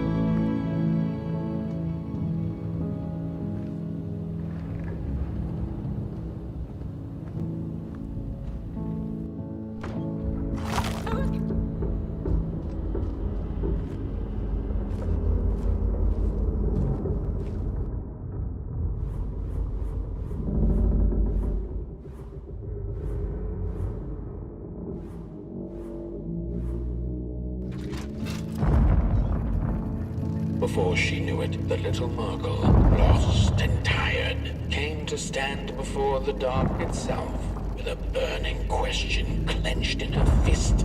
She felt like punching the dark with it, screaming it out like the howling Morgrim, laughing it out like the starving crawlers who had nothing left to eat but the hope of others. Who took the sun away? It then asked the Merkel. Its voice sounded like a dark forest, deep and ancient. It wasn't you, the Merkel retorted. You're its complete opposite. Surely you must be the reason it's gone. The dark then replied, I am but the absence of light, not its adversary. Light is because I am. How could I possibly hold it in my possession? The Merkel felt her anger fade. She understood little besides one thing, that the darkness was not behind the missing sun, nor her suffering.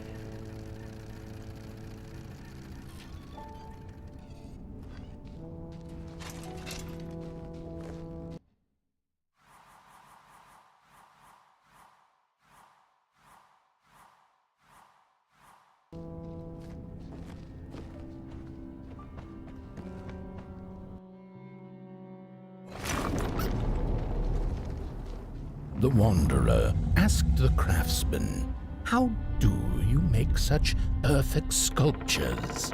To which he replied, "Oh, there's nothing to it really. I go into the dark woods. I find the sculpture already waiting inside a tree. And then it's just a matter of carving it out."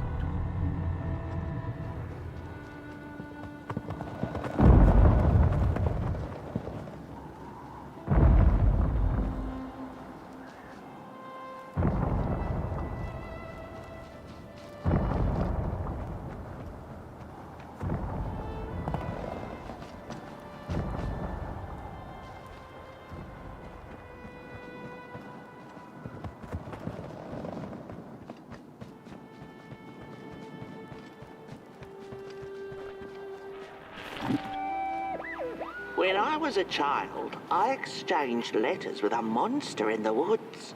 We were best pals, and we shared all our secrets with each other. One day, my sister told me that the monster wasn't real, that she'd written me all those letters to play a joke on me. But the joke's on her, because I knew the truth about the monster in the woods, and we exchange letters to this day.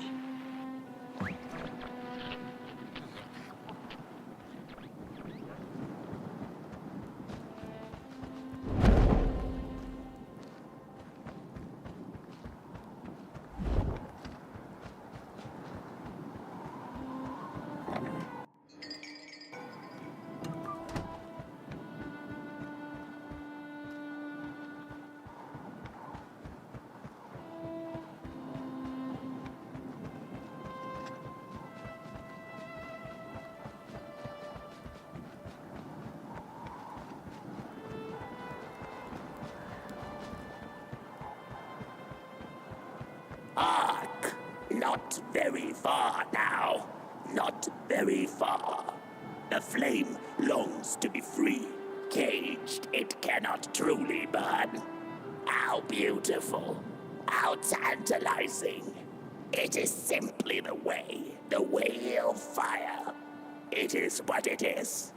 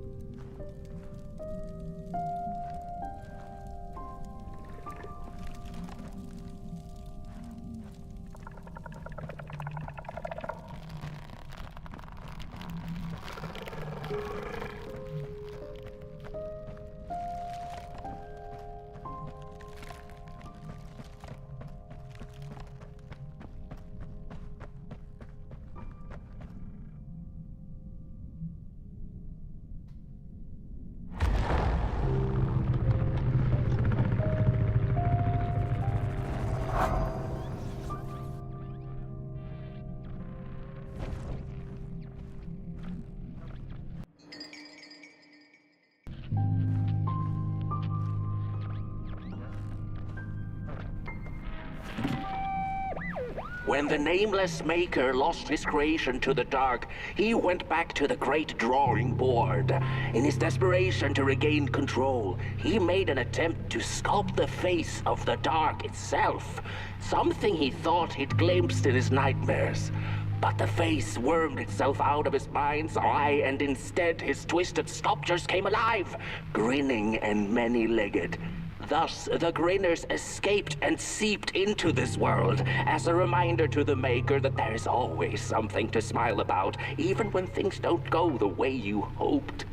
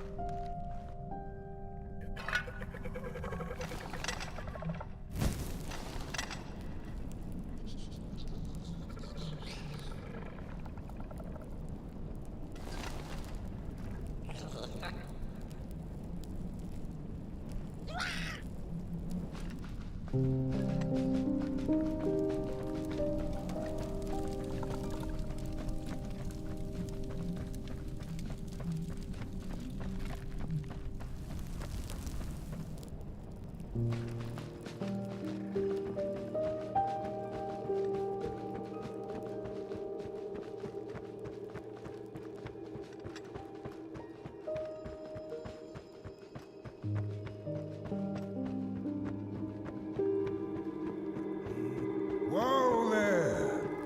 You look like you're about to move a mountain. That's what I get for trying to get in the way of a flame and its destination. Let him walk his walk. Ain't nothing gonna stop him now, looks like. Fare thee well now, Burnt One. You're going to Moon Mountain, and that walk is for you alone. You have a tough decision ahead of you to make, just like the ones who came before. But they're all long gone. In the end, all there's left to follow is your own heart.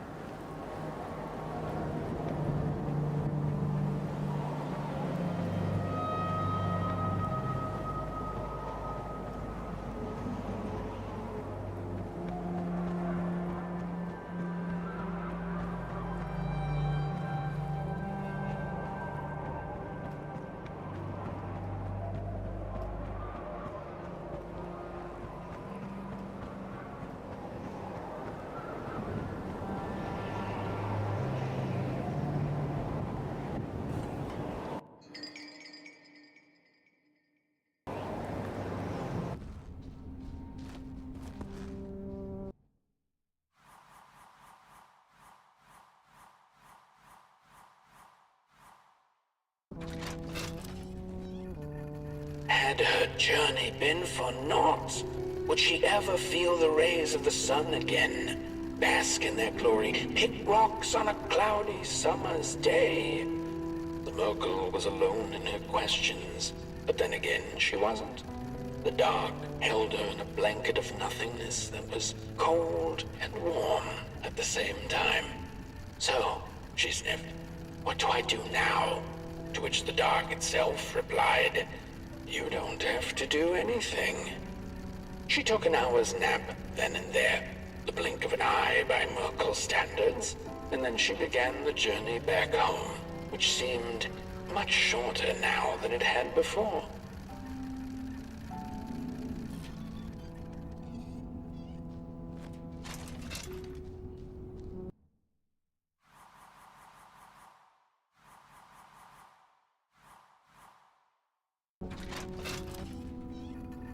Back home on her hill, memories of the Mokel's many encounters along the way came circling back into her mind. None of her new acquaintances had been able to answer her burning question, but they hadn't been a waste of time either. She knew not if the sun would return tomorrow, in another decade, century, or never. She knew now, however, that she didn't need to know. She had the dark, and in it, anything seemed possible. So busy with her search for answers, ever since she'd left home, she'd completely forgotten to look up. The stars twinkled in the night sky, and there were so many, and they kept her good company. If only a little rock-picking Merkel could know that the seemingly tiny stars were in fact thousands upon thousands of suns. The end.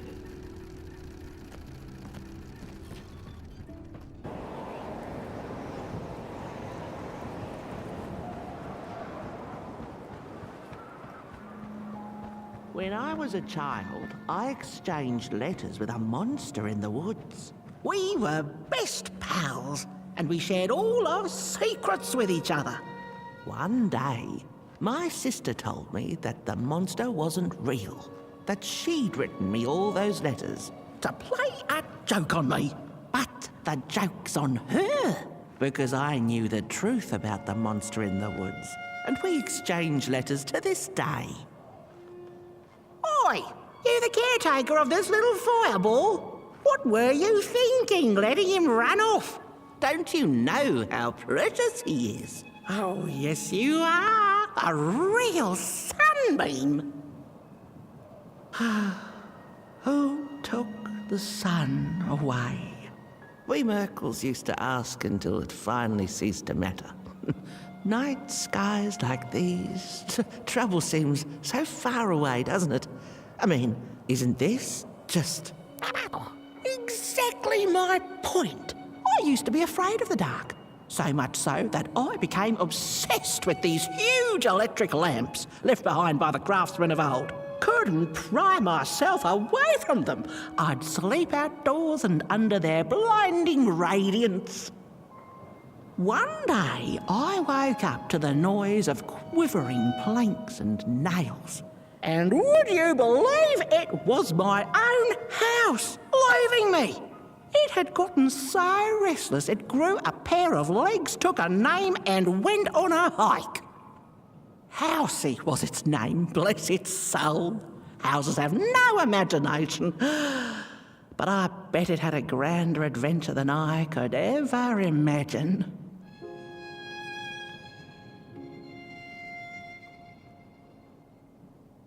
This little flame is your home, burnt one.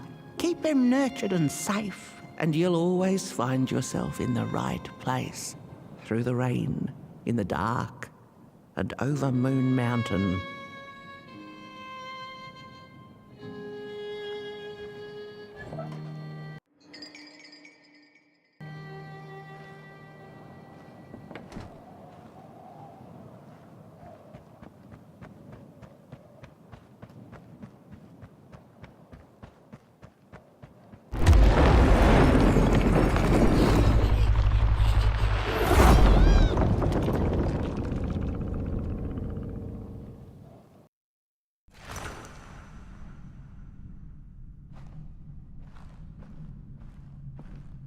What is the dark?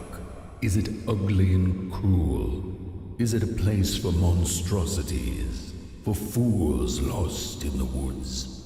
A terrible void where all your nightmares come true.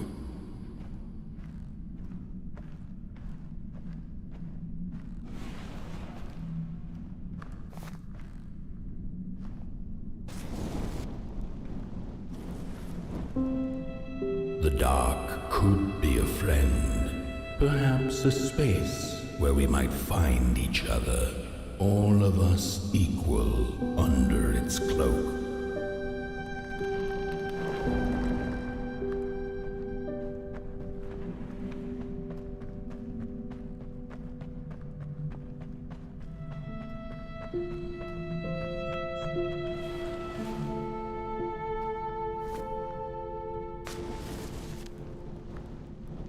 The dark could be an embrace and the release of the old, like taking off a tight shoe, laying bare one's feet, and taking a first step onto a new adventure.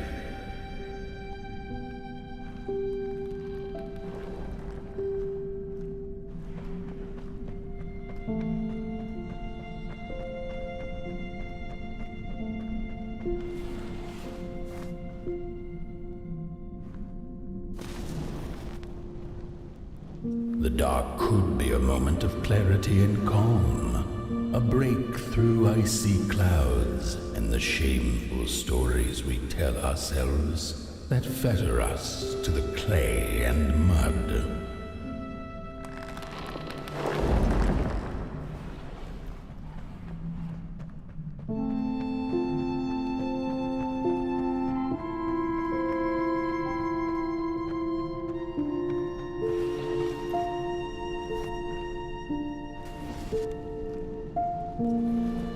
The dark could be the space and time that we need to recover from the death of a dream and the quiet promise of new beginnings waiting on the other side of grief.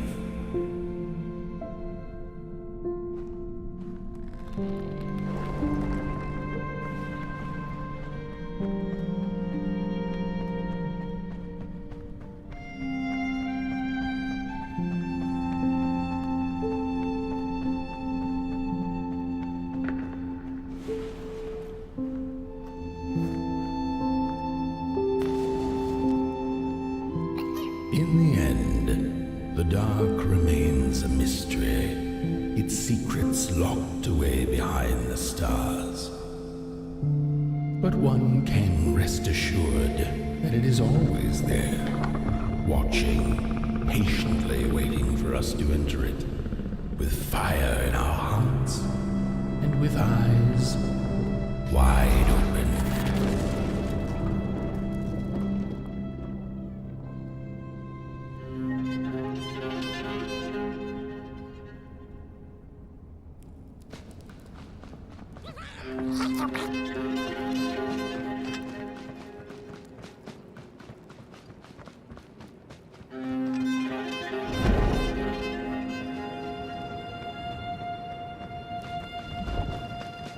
You've arrived.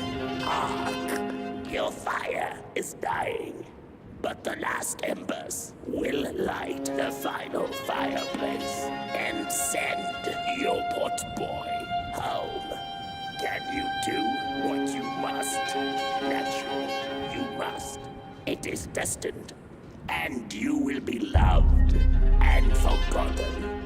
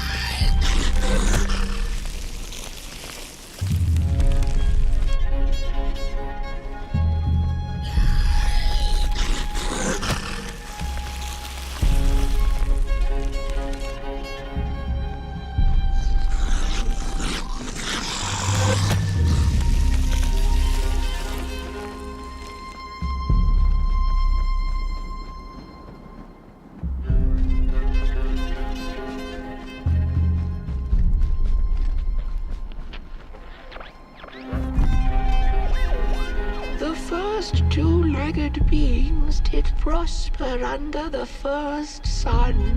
But it didn't matter how much they bathed in its light. They craved more. They sought to cage the sun, harness its power, and make it theirs. But the makers in their foresight had put the sun far, far away. So far that no creature could reach it. That's why, in their desperation, the two-legged ones began to collect matches. lighting them like minuscule suns of their own. But there are only so many matches in this world. And one day they'll run out, and they shall once again look to the sun.